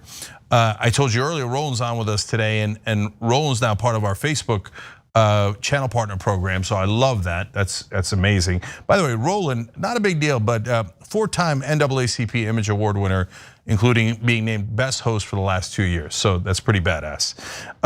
And then Dr. Rashad Ritchie, he's got a show for us on Twitch as well. It's called Indisputable, and now it's available for our members too. So make sure you check that out if you miss it live, but it's on live Mondays at 2:15 p.m. Eastern. He's a great host out of Atlanta. Again, if you want to check out his show anytime you want, tyt.com/join. And then speaking of Twitch, which you can find us at twitch.tv/tyt. We got Happy Half Hour was preempted on Wednesday because of Biden's speech. So Brett's going to do a makeup episode. Get it? Hence the uncomfortable image of Brett that you're seeing during the breaks. There it is. No, not that kind of makeup. He's making up for the Wednesday episode. Jesus. Anyway, so 9 o'clock Eastern. That's tonight. So check it out at twitch.tv/tyt. And then the Sunday stream, also with Brett, also on Twitch. And that's on at 6 o'clock Eastern on Sunday. And that's tons of fun, so make sure you check that out. And then you guys all have so many great comments here. I just want to read one at least. Dr. Zippy McScoots again on YouTube Super Chat. Amazon made billions last year and paid no federal taxes. Oh, all right, I'll tell you during the next.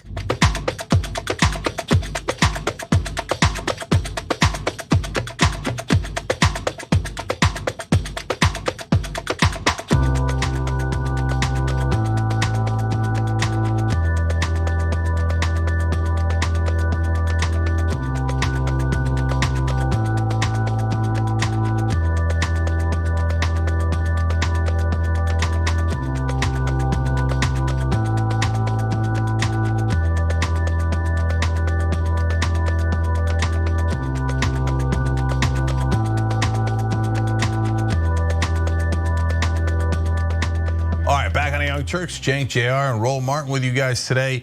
I'm just gonna read one YouTube super chat here because it relates to the last story we did, and then we'll move on to the next one. Dr. Zippy McScoots wrote in, Amazon made billions last year and paid no federal taxes. Because of Trump's tax cuts to the wealthy, I had to pay $8,000 to the IRS this year on a $65,000 salary. So this is all nonsense about, oh, no, only the rich are paying taxes.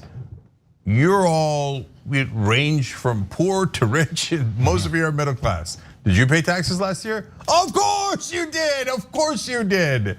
So they're just, their propaganda knows no bounds. All right, JR. Before we move on to the next one, I just want to point out, at least Roland is not a fair weather fan because his Houston Rockets are definitely not competing. Okay, moving on. We'll talk about that later. We'll talk about that later. So, y'all have sucked so long, you do not really want to have this conversation. We've got news to get to. When the best player y'all have had in the last decade has been Jeremy Lin, yeah, you might just want to move on. We'll talk soon. Experts have been pointing out that the COVID issue last year was going to decimate corporate media. So of course, CEOs of these companies that represent things like movie theaters all the way to concert venues said that they were going to tighten their belts and help out a little bit, take some cuts to salaries to help out. So the question now becomes, what is the grade on that? What is the results? Have they really been doing it? And for how long did they do it? Well, Variety has some of these answers. Over at Variety, they pointed out Comcast said last year that CEO Brian Roberts and other executives would donate their entire salaries to COVID relief efforts from April 20 through the 2020 through the duration of this situation, quote unquote. The duration of this situation. I'm not sure they knew how long that situation would go, but they started keeping their salaries after just 6 months. They go on to say some people took salary cuts, but it hasn't affected overall compensation. Most of what they lost in salary will be made up for in long-term incentives, the way you can always see, the way most folks, as they point out, people who work for these corporations, I'm not sure if they have long-term incentives with value within the company to pay for any cuts that they made last year, or maybe loss of job that they had last year. Even with the cuts, so the media industry still screws over many of its employees. A typical employee in this industry would have to work 306 years to match what the CEOs averaged in 2020 alone, just last year alone, based on each company's calculation of median worker pay. That's an improvement from 416 years in 2019 that someone would have to work, down to 306 years. Nice. They'd have to work, but remains, it's a far higher ratio than you would see at most top US corporations. So before we get some of the details of what these corporations and these CEOs made versus what their employees make, jump in, Cenk. Let me know what you think about what's going on here. So look, I think there's an interesting story because it's not black and white issue. So if you're a company that's making a ton of money and you want to pay your CEO a lot because you think it did incredible work in building up your company. In fact, I have a perfect example of that. Hey, it's a free country, God bless, okay? So I think the good example of that is Netflix. So they pay their executives a tremendous amount of money. Reed Hastings, co-CEO, gets $43 million. Ted Sarandos, also co-CEO, gets $39 million, okay? But look at their average employee compensation. $219,000, holy cow. Must be good to work at Netflix. So, so at least they're paying their employees a lot of money. Now, of course, little apples and oranges here, don't get me wrong. If you're at Disney, the average employee salary is way lower. Why? Because they got the parks. And they've got a lot of other things that's part of their network, whereas Netflix has a lot of executives that work there and they don't have parks and public facing things. So I understand it's a little apples and oranges. But also, shareholder return last year was positive 67%. So you make a ton of money for the company, which they did, and Sarandos and Hastings have been there from the beginning pretty much, and they built that company in essence. So you want a reward for outstanding performance and you're paying your workers? Great. There's nothing wrong with being rich. There's nothing wrong with being successful. That's fantastic. On the other hand, let's take AT&T as an example. Now, here's the part that drives me crazy. So you got executives making, Randall Stephenson, he's the executive chairman, he makes $29 million. John Stankey is the CEO president, and he's making $21 million. Now look at that, they went down -9, -6.5. So because of COVID, et cetera, it's not like they didn't feel the pain. They lost 6.5% of a $21 million salary. Okay, now the average employee there is making $89,000. Okay, it's respectable. I don't know all the different layers and how many are executives and how many are outward facing, so it's hard to tell if that's a good number or not. But the point I wanted to make is shareholder return last year, negative 22%. Now wait, we hear all the time, these are the smartest, the brightest, the greatest, right? And these CEOs need to be paid $20 to $40 million because they're making so much money for their shareholders. Okay, if you're making money for the shareholders and your employees are getting paid, great, that's awesome, right? But wait, if you lost 22%, why are you still getting the $29 million and the $21 million? Because it's rigged, because they pick people that are friendly to them to put on the board. The board says, yeah, of course you should get $20 to $40 million, whether we make money or we lose money, and that's how this game is played. Roll. Now, and I want to show you this here. They talk about media. Anthony, show this, please. So David Zaslav, who was with Discovery, made $37.7 million last year. The previous year made $45.8 million. Okay, it was down. But here's what's interesting, and this is the key. You can come back now. This is the issue. What is the ratio? Because the public companies now must disclose the ratio. It's 565 to 1. In terms of the ratio from what he makes and the median employee, 565 to 1. Well, the reality is this, dude, the reason you can make $37 or $50 million is because of those employees. 100%. And so when Donald Trump and the Republicans pushed forward that tax cut, what were the lies being told? Oh, they're going to reinvest that. What was the lie that they sold to America? They're going to reinvest that money in wages. They're going to reinvest that into rebuilding their infrastructure. And you know what the CEO said before it passed? No, we not. We're gonna use that money for a stock buyback.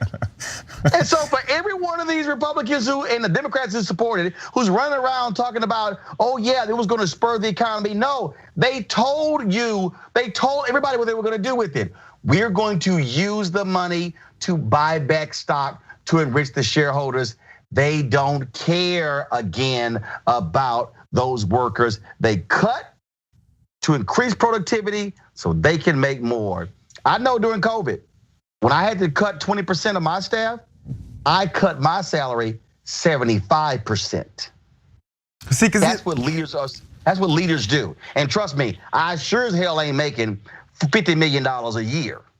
And see, and also the way it works is they know that many of these employees, there's people around the world, not even necessarily their own employees, but employees in general are too busy worrying about, okay, how am I gonna move this money around to survive? Too much to actually continue on knowing what's going on above them, what's going on with CEO pay, what's going on with all these other things, because who has the time to track and calculate that and try to do something to push the needle in any kind of fair, equitable way for these employees? So it generates itself. It goes back within itself, because in order for the people who are working for you, who make your business, to stop providing that for you while you screw them over, they need to not have the time to really invest in doing something about it. So it all works out just to keep this same process going within itself. And Roland, you talked about how last year they said, oh, we're gonna reinvest that money back into the salaries and in the business and infrastructure, whatever else they said. You could have had that exact same line in 1990, because they've been saying it since forever. That, oh, hurry up, give us the money, and we're gonna reinvest it into you because you can only get it from us. It's like they're godlike figures or something. You can't do anything until you give it to us and we pay it back to you. Why is that the situation?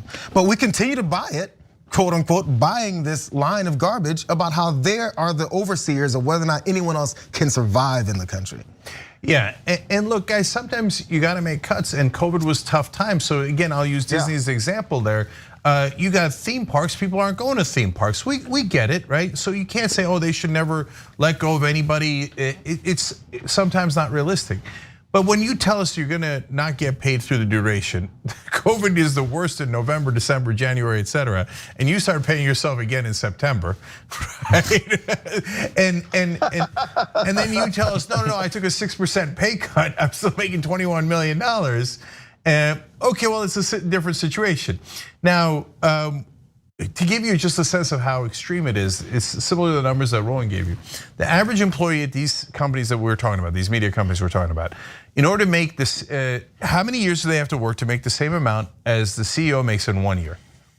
They have to work 306 years to make the same amount. But that's actually down. From 2019, the year before, they had to work 416 years to make the same amount of money as the CEO makes in 1 year, right?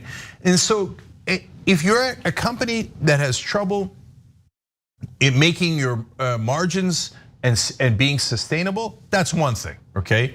If you're a mega corporation like Amazon, Comcast, etc., and you brag on your shareholder calls, which by the way, we go on, our managing editor, Jonathan Larson, is great at that.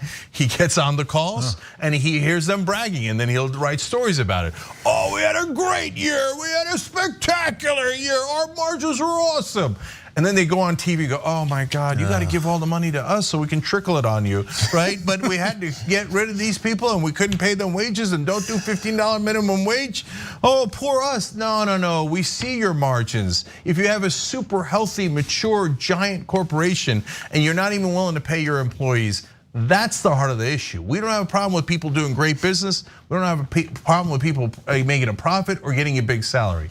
But you have to actually perform and you have to actually take care of your employees as well when you do.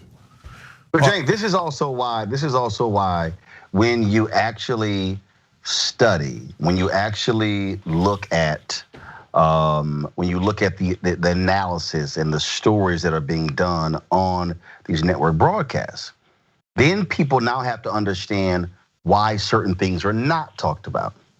Why is it that you don't have real conversations about public education on these networks? Because the people who literally are on the air, kids don't go to public school. They go to private school. Why is it that you don't have real conversations about the impact of bankruptcy and healthcare?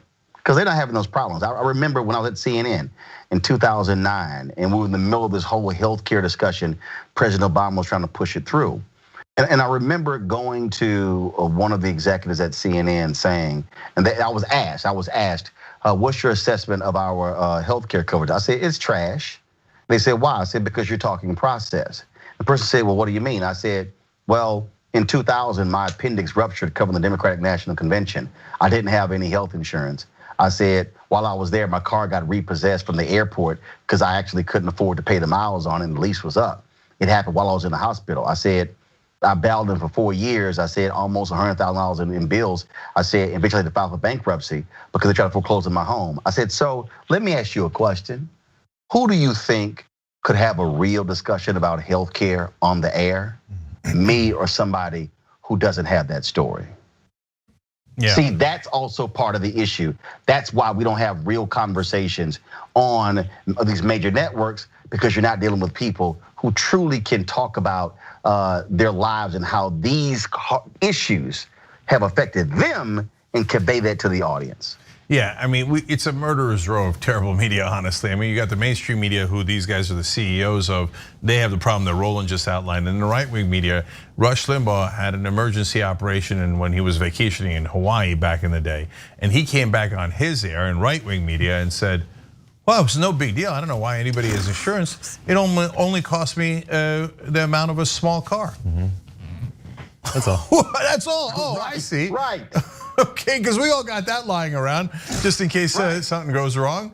And that's how callous a lot of these folks are. That's just the reality. Yep.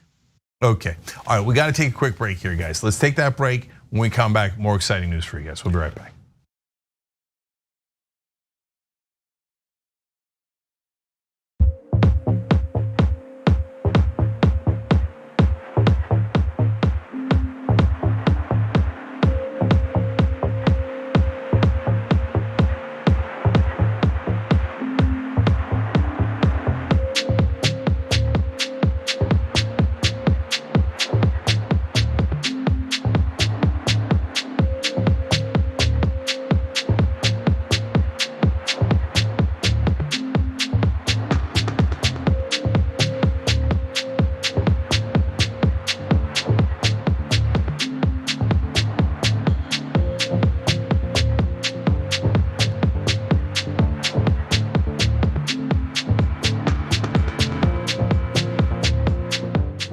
All right, I want to thank some new members that just joined on YouTube by hitting that join button below, Candy M and Reginald Grant. So thank you.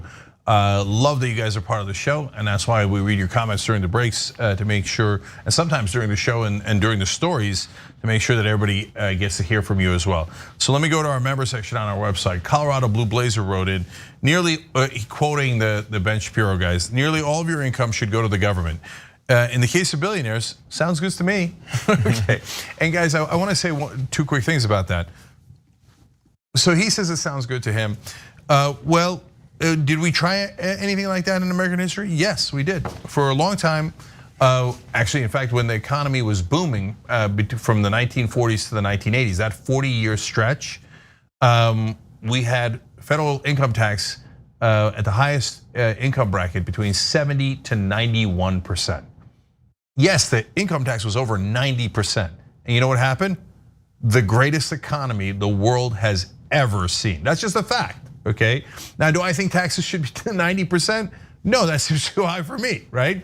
But man, did it work? It did. And so, but I also want you to understand something. It wasn't 90% for everybody. The Republicans always make it seem like that.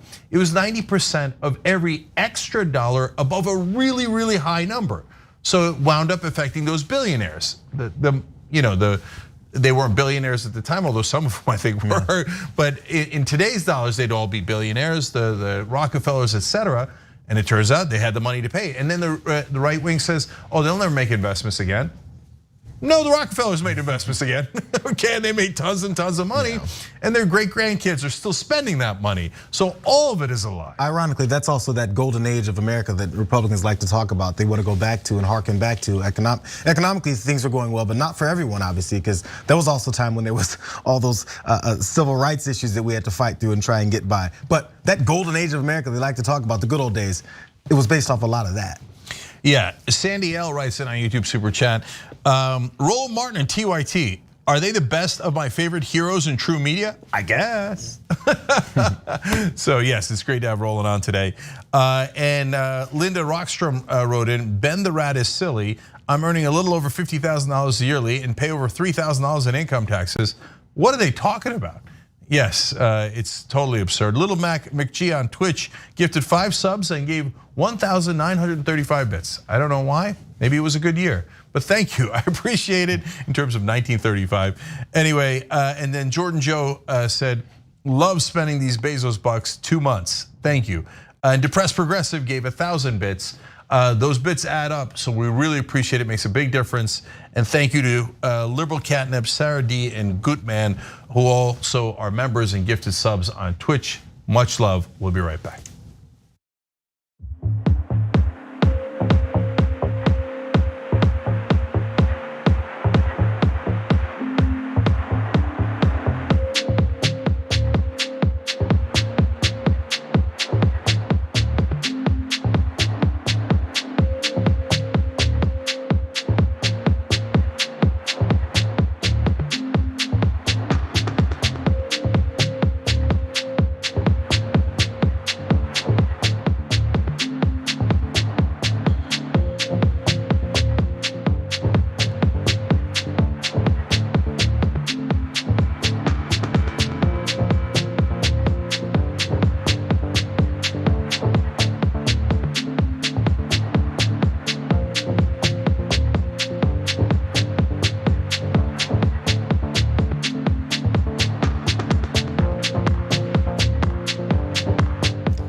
All right, back on the Young Turks, Cenk Uygur, J.R. Jackson, and Roland Martin with you guys.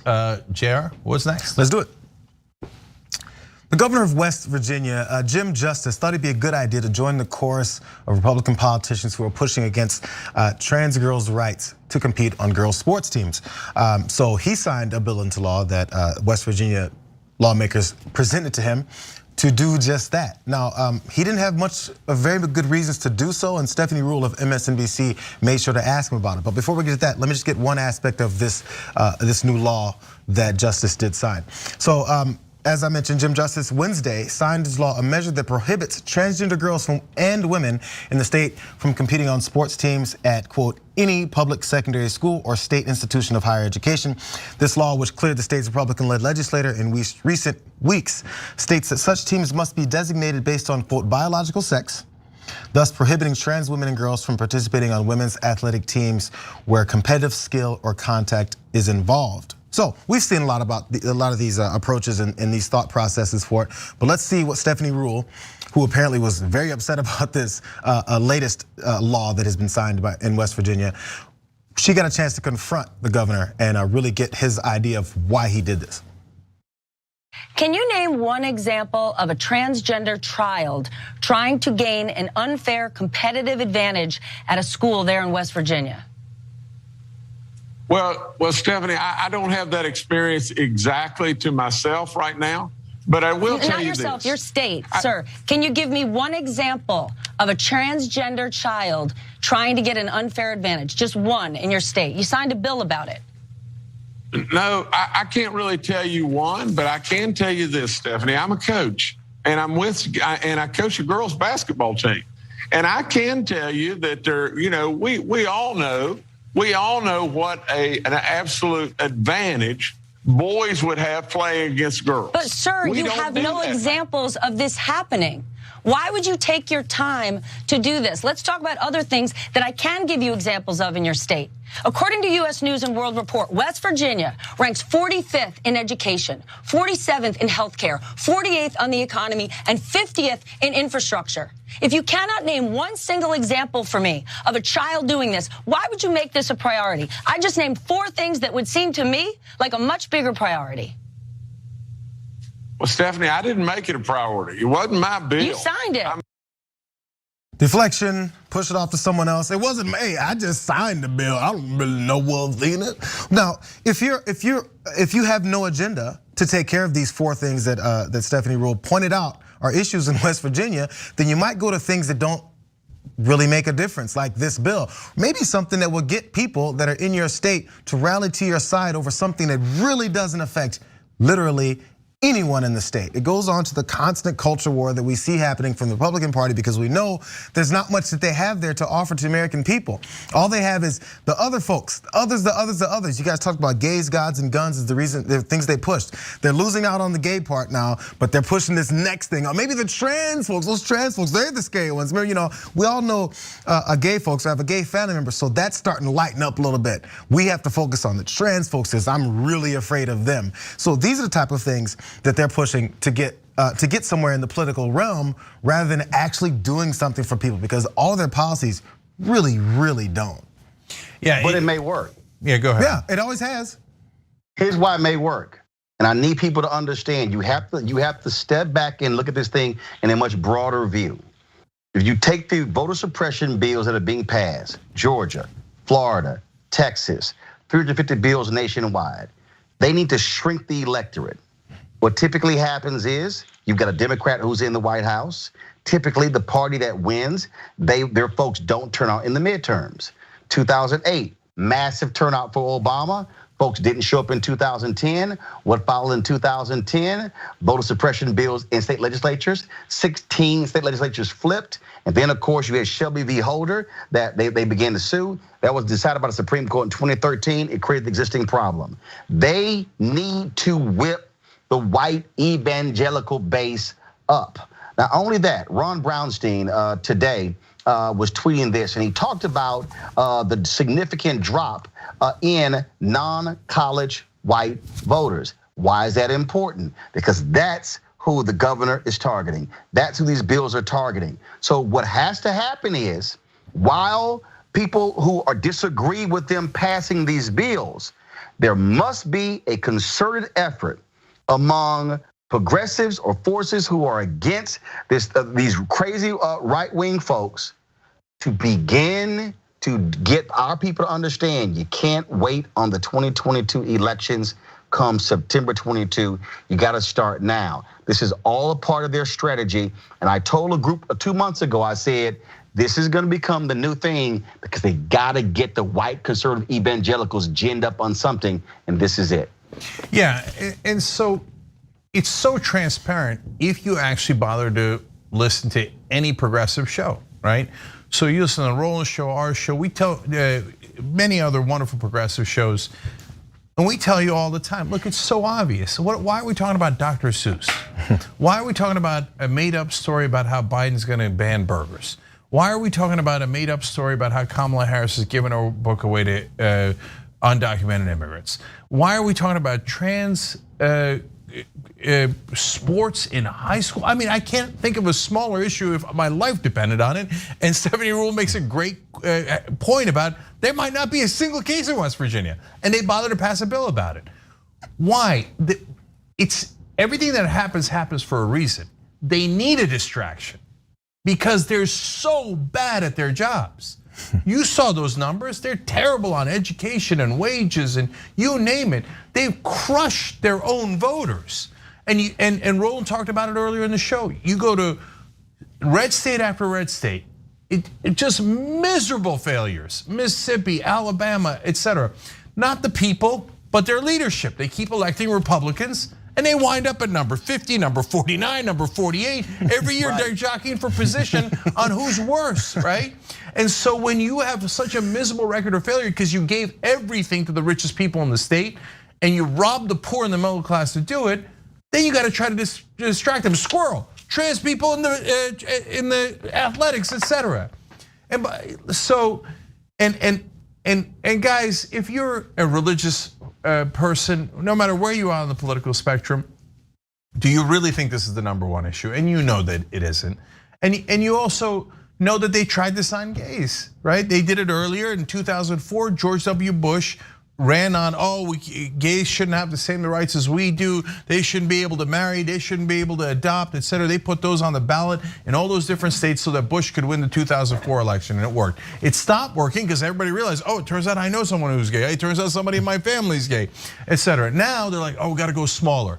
Okay, eventually they'll be down to handicapped black trans people are the real problem in America.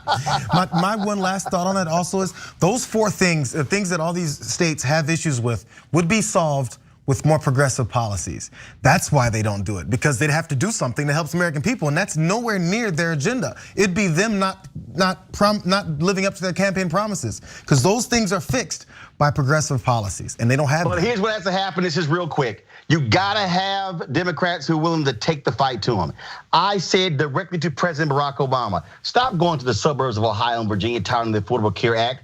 Go to the brokest, reddest, whitest, sickest county in Mississippi and Alabama and say, y'all are the brokest, reddest, whitest, sickest county in your entire state, and I passed the Affordable Care Act for you. I want President Biden, don't just go to rural Pennsylvania. No. I want President Biden to go talk to those white conservatives in Mississippi and go to Arkansas and go to Tennessee and look them in the eye and say, you're sick, you're dying early. You need health care, and your US senators are not supporting this, or they're not supporting Medicaid expansion. So you're gonna keep supporting them, or you're gonna support yourself? See, you gotta be willing to take the fight where the fight needs to be taken and not going to safe places. And that's what Democrats should be doing in Ohio. In all these places, in Wisconsin, go after Ron Johnson, go after the Ohio seat, go after the Pennsylvania seat, go after Marco Rubio in his face, go target Cubans and Venezuelans. But if you keep running away from the fight, you're not gonna win. 100% right. All right, guys, we're out of time. So if you're a member, we got a great post game for you guys coming up. TYT.com/join, or hit that join button below on YouTube to become a member. And I need everybody to check out Roland Martin Unfiltered and check out Roland Martin on now as part of the TYT Facebook network. So Roland, thank you, brother. We appreciate it. I appreciate it. Always glad to see y'all. For sure, we'll see you. Go Rockets. The hell with the Knicks. All right, guys, we'll see you on Monday.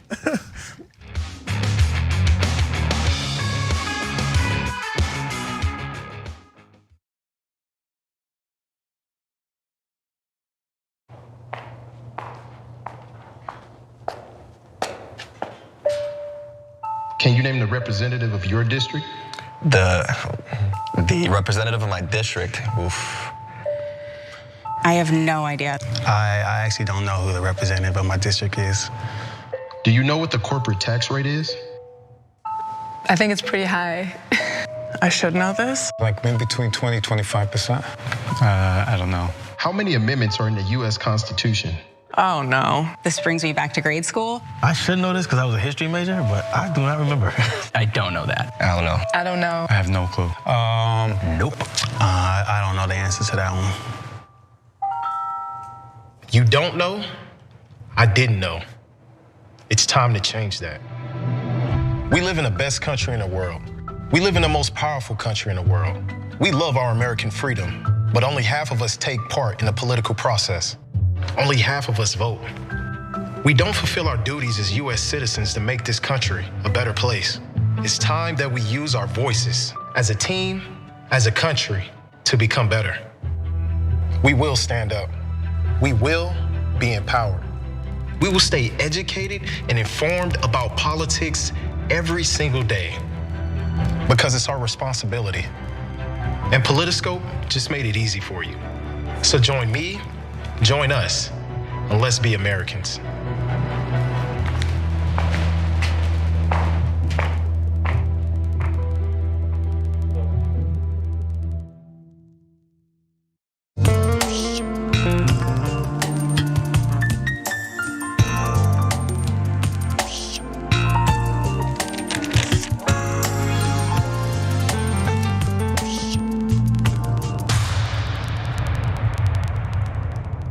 How in the world are you going to get the right to vote if you don't already have the right to vote?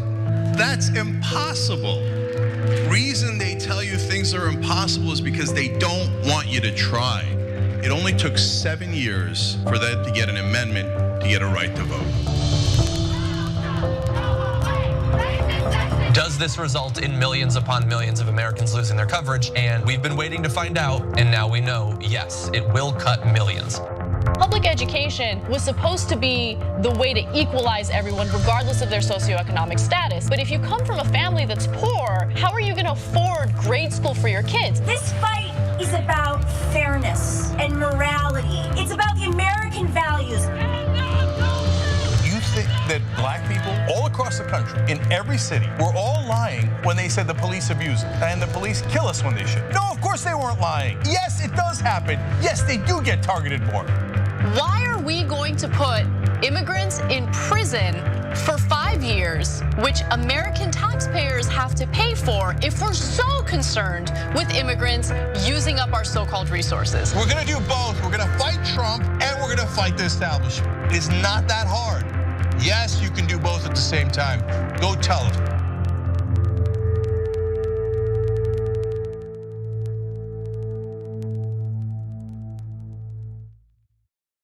ShopTYT.com has new shirts like this one. And you're thinking, Cenk, what is that one? I can't see it other than the black. Yes, so I'll show it to you.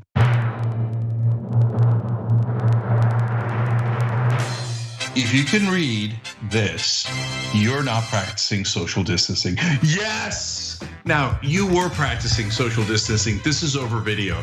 But overall, you get it. ShopTYT.com.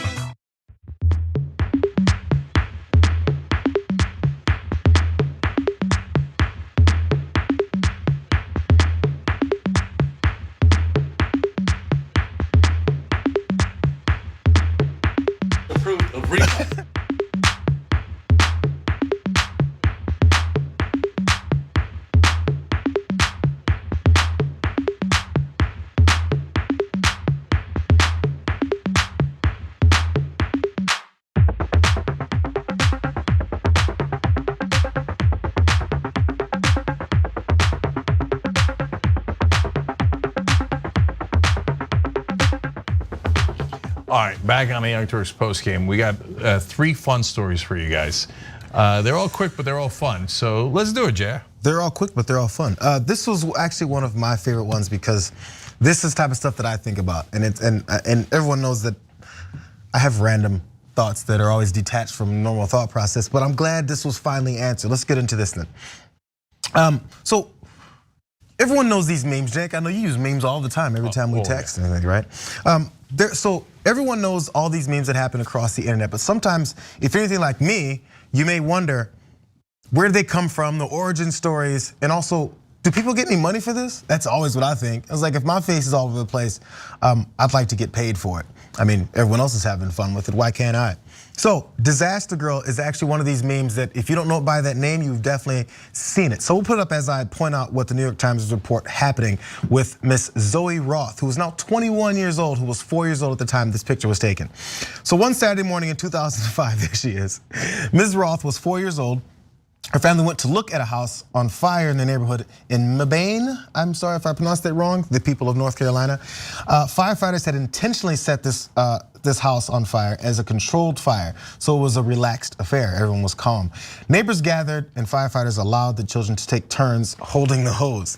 So as that happened, Ms. Roth remembers watching the flames engulf the house when her father, who was an amateur photographer, asked her to smile. With her hair askew and a knowing look in her eyes, Ms. Roth flashed a devilish smirk as the fire roared behind her. And then Disaster Girl, of course, was born. After he took that picture, he probably thought it was awesome. So he actually put it in a photography contest, won, probably because of how fun and funny that picture was. And after that, it kind of took off on the internet. So after more than a decade of having her image endlessly repurposed as a vital part of a meme canon, Ms. Roth has sold the original copy of her meme as a non-fungible token, or NFT, for nearly $500,000. Now, how did you get $500,000 for this? We know about these online currencies. This is another one. This meme sold for 180 Ether, which is a form of cryptocurrency, at a foundation auction on April 17th. As with any currency, the value of Ether fluctuates, but as of Thursday, when it was sold, 180 Ether was valued at more than $495,000. The Roths retained the copyright and will receive 10% of future sales. So it's like, when you're in a sitcom in 2010, but every time they replay it, you get a little bit of royalties. This is awesome. I'm feeling good about what Zoe gets from this so far. So in an interview, Ms. Roth said that selling the meme was a very good way for her to take control over a situation that she's felt powerless over since she was in elementary school. And after graduation, she plans to take a gap year. She's just graduating in college. Take a gap year before pursuing a graduate degree in international relations. She said she would donate the fortune, and I wouldn't call it a fortune, she has made from her likeness, which is still in cryptocurrency form, to charities and to pay off her student loans, among other things. So the only problem I have with her is that, first off, there's her and her father now around the current time. I think that was in 2019 that picture was taken. But so she has to explain away the reason what she's gonna do with her nearly $500,000, which I don't need to know what she's gonna do with her money. That's her money. We've used her face millions of times already. Do what you want with it, Zoe. You don't have to tell us you're giving it to charity or paying off school loans. It's helpful. And it kind of sucks that you have to use it to pay off school loans, honestly, number two. But my only thought is I wish it was worth more. Oh, that's interesting. Okay, so I have a lot of thoughts about this too. Number one, let me just get out of the way that I totally agree with Jay on the first half, which is, Zoe, just spend it wherever you want. It's okay. I mean, it's great that you want to give to charities. You're a wonderful person. Nobody's going to keep track. Okay, it's just like, and they use your image a million times. Just you got lucky. God bless. Yeah. Keep the money. Okay, anyway, that's my opinion. If you give it to charity, we love you more. Okay, don't get me wrong. But I want to, for some of you folks who don't understand how memes work, how do they use that picture? What happens with it? Since she had that knowing smile on her face and she's so young, it set up easy jokes. So they would put that picture up and then they would say, there was a spider, it's gone now. Here, put up the picture. And then she said, here's another one, a pony. Next time you'll buy me one. And then here's another one. She asked me to watch the oven. I asked her to watch her attitude. They said YOLO. I proved them right. It's like, what was the movie? Firestarter. Like, what's her name's first movie? Drew Barrymore. Yeah. I think she was 4 years old in that film. Yeah, so it all works out. Along those lines. Yeah. So that's karma in a good way, I suppose. By the way, she didn't set the fire, as Jair explained. It was a controlled fire, and there was no problems, etc. The fire department was doing it on purpose. All right, now, look, these NFTs, the non-fungible tokens, they're great. They're nonsense. Okay, so they're worth nothing. They're worth a lot. So let me explain. Look, keep it real. A market's a market. So what does that mean? That means the markets are inevitable. And they started at the simplest thing. Hey, me have steak, me have fire. Me give you some steak, you give me fire. That's how a market and trades began, right? And now there's a market for these things. And so the first I heard about it was, and I probably heard about it very late for the savvy folks online, right? Grandpa that I am. I heard that LeBron's block of Iguodala in the championship game, that video shown from every angle, which I'm sure Iguodala really enjoys, sold for like, I think it's $369,000. I'll look it up in a second, right? And so just the video of it, I'm like, I don't get it. I can see that video online. Yeah. Right. No, but that's the only copy of that video. And you could trade that copy because it has all the different angles, and you own that. And look, guys, does it make sense? Of course not. But on the other hand, if there's two guys willing to bid on it, you got a market, okay? One guy willing to pay a price, you got a market. But here, they have a really healthy market. There's a lot of people who are willing to pay a lot of, and for the old timers, don't be like, oh, that's for these kids, I can't believe it, it don't make any sense. Well, dude, you had a Mickey Mantle baseball card, right? And did that make any sense that it was worth a lot of money? Not really, it's just that people wanted to have the rookie Mickey Mantle baseball card, right? People sold their Playboys for money. People, whatever people are willing to buy, right? But another takeaway, and I'm gonna give you some absurd examples in a second too, but my other takeaway from it is, folks got too much money. Okay, we gotta tax people more. Because maybe the poor. Yeah, no, so we were gonna do, that's a reference to a story we did about Ben Shapiro and his buddies sitting around going, oh yeah, the problem is the poor aren't paying enough.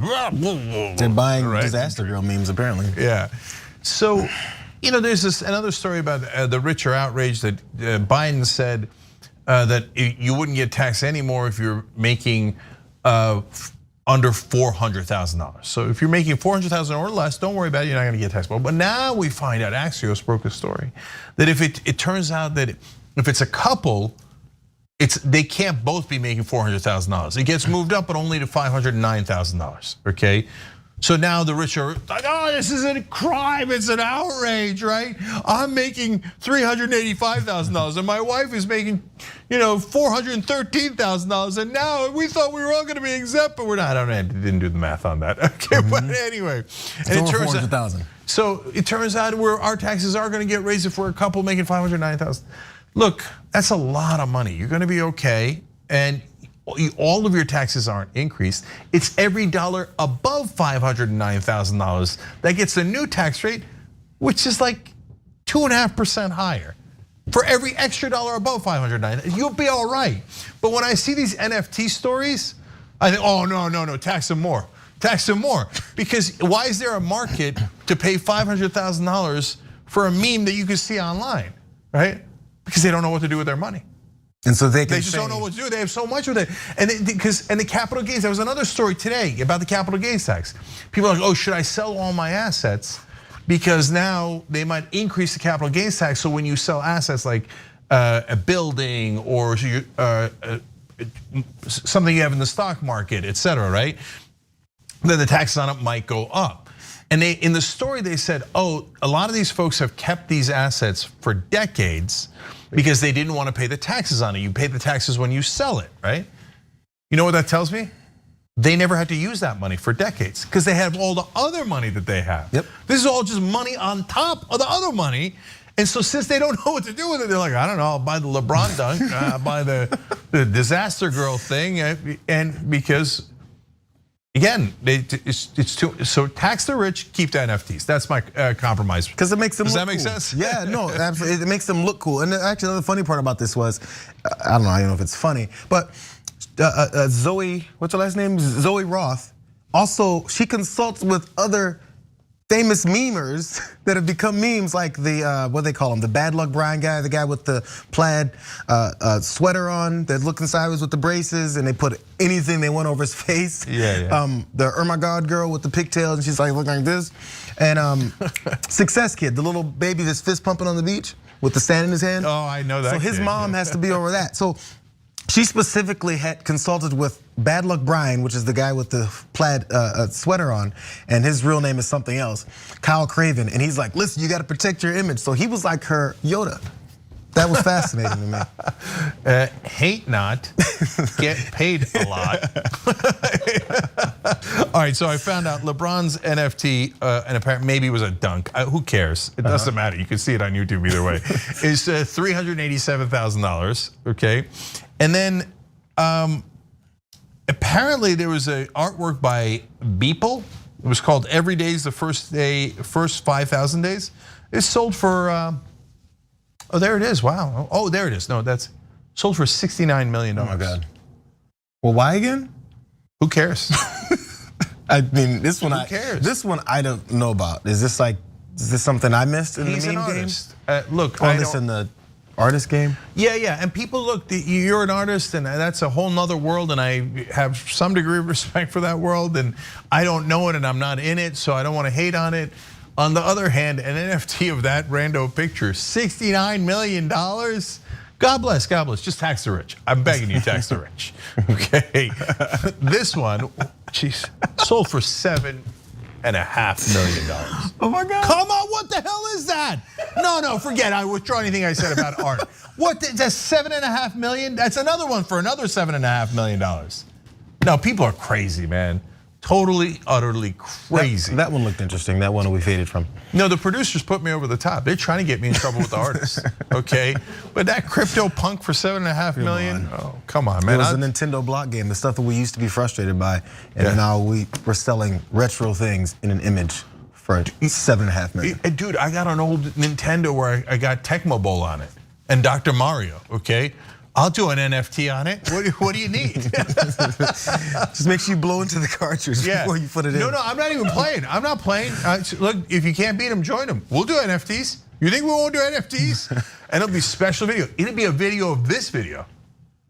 There's a couple That's of GIFs. so meta. That's got to go for a couple of $1 million. That's meta, man. There's a couple of TYT GIFs of us at the desk. Various. There's been where's the one where John was messing with you? No, that was just a video we had. But there's definitely some memes and GIFs that have been made from a lot of the editors here. Whenever Anna does something or you do something, and we got to pick it up. We need some money. Yeah, a meme of me online?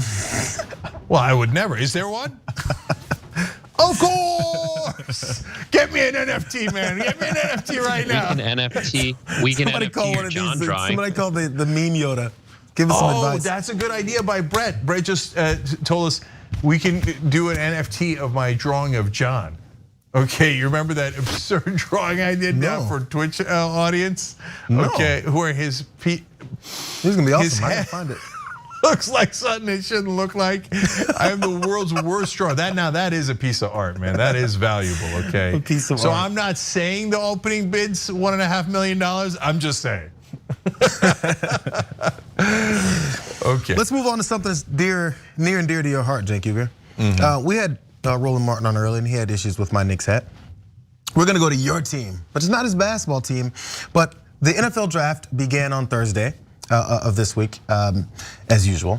And a first round NFL draft pick by the name of Najee Harris, he decided to throw a draft party. He got drafted to the Steelers. That's why I brought up Cenk's team there. He was drafted to the Pittsburgh Steelers, and he decided to throw a draft party at a homeless shelter that he once spent some time in because he's really giving back to the people that are in the same situations that he was in, and he is now apparently completely out of. So from The Hill, they point out that former University of Alabama running back, he sponsored a draft day party for the kids that are now living at the Greater Richmond Interfaith Program homeless shelter in the Bay Area of California. He stopped to take pictures with everyone, included the pizza delivery driver, is what local news outlets reported. So I want to listen to real fast what he said he feels like once he's back in that shelter and giving back. Let's see what he had to say. What did that mean to you? You know, it was really emotional for my mom. Almost as if like she was crying in a way because, like I said, we have a lot of memories here.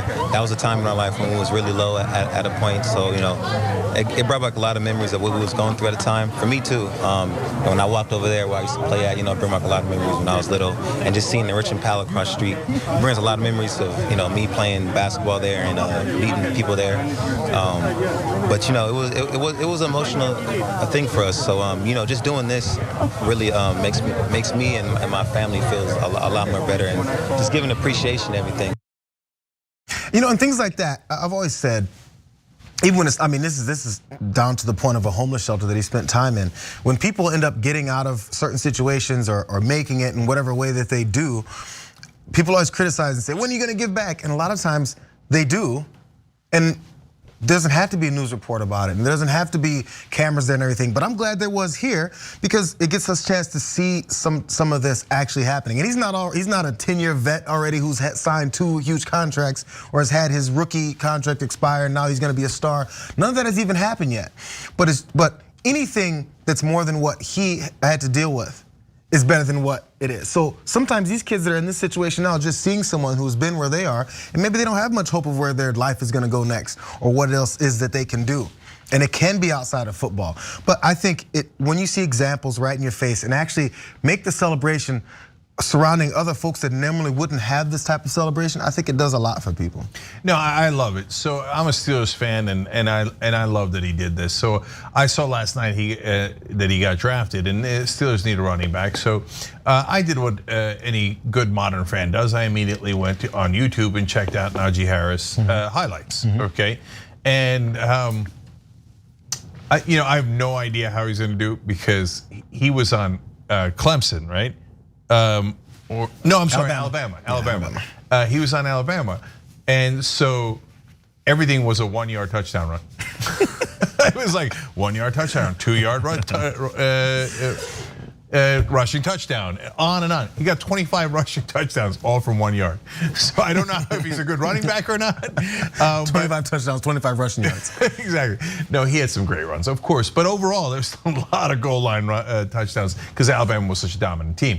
Anyways, I thought about drafting him for my fantasy football team because I'm a homer and I want to draft the guys that I like. Makes sense. Yeah.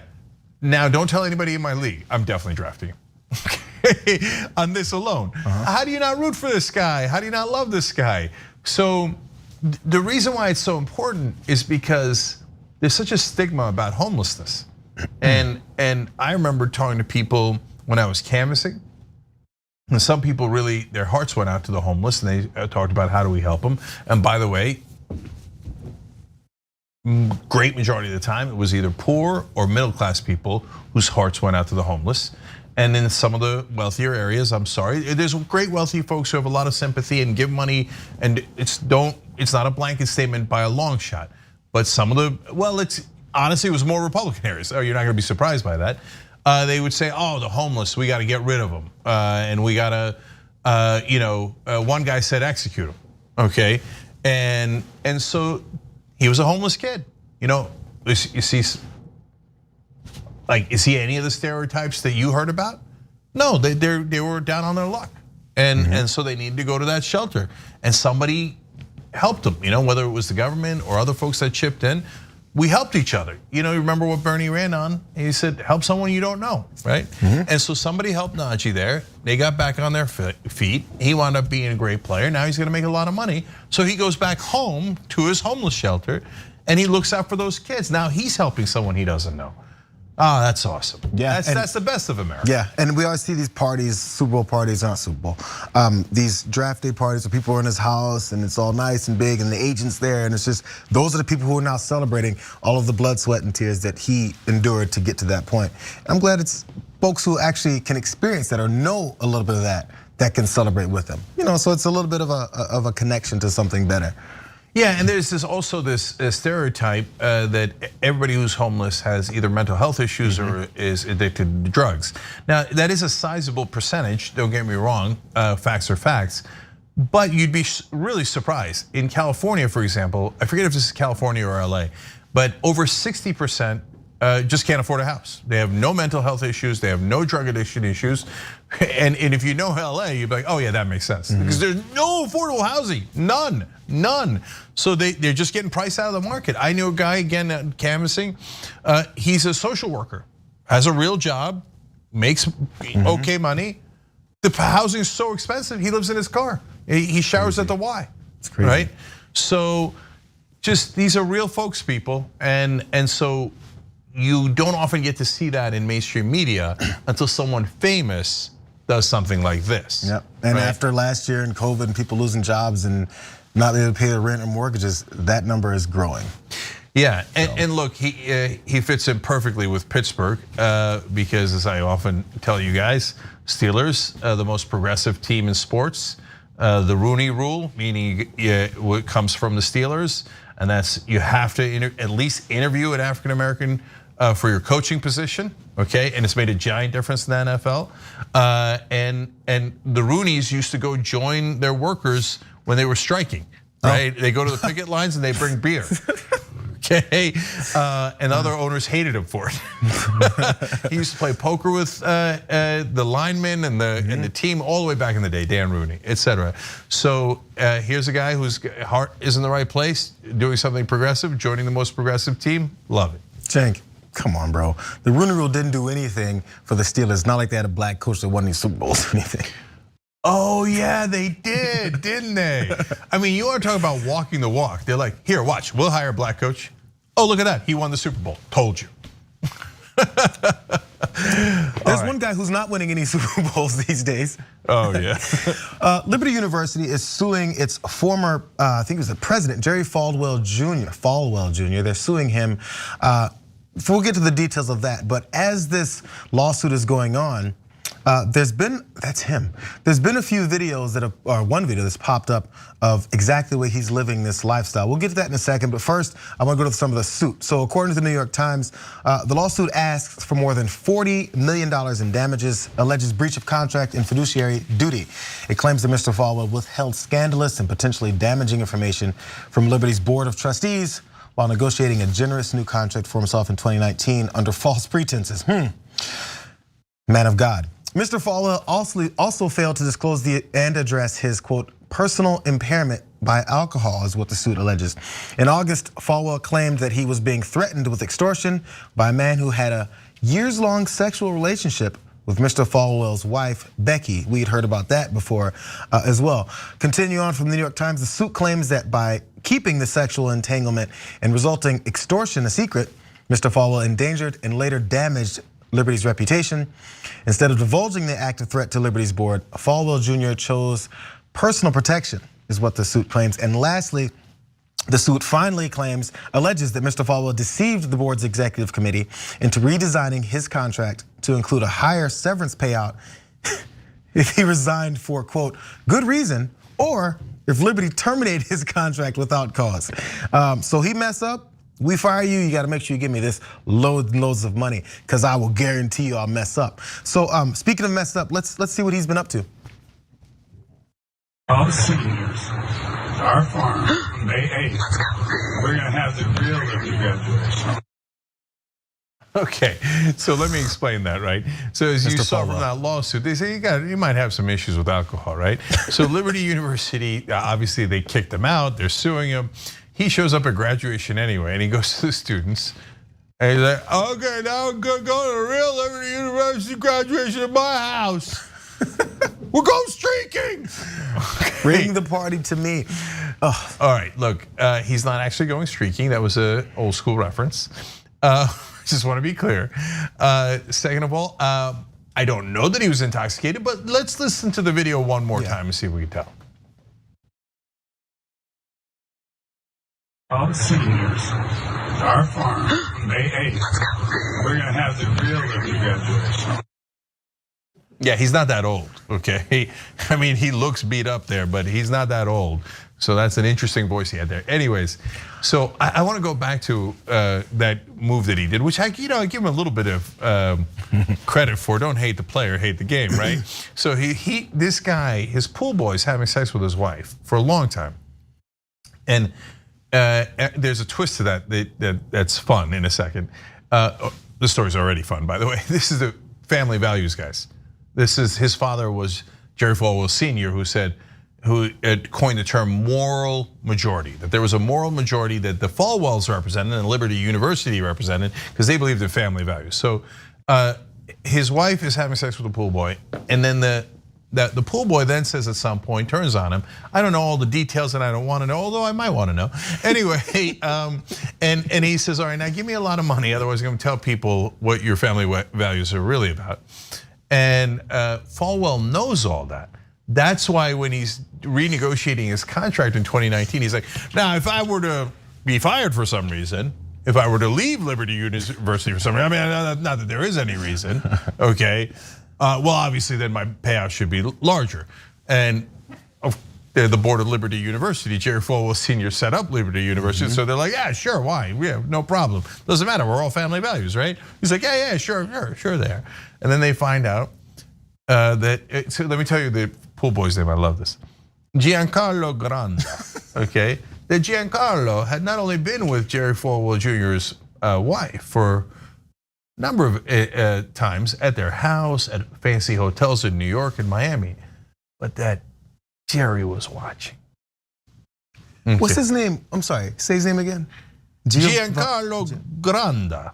Granda. Okay. I don't know if he was Granda, okay, but apparently Mrs. Jerry Falwell Jr. rather enjoyed it, but so did Mr.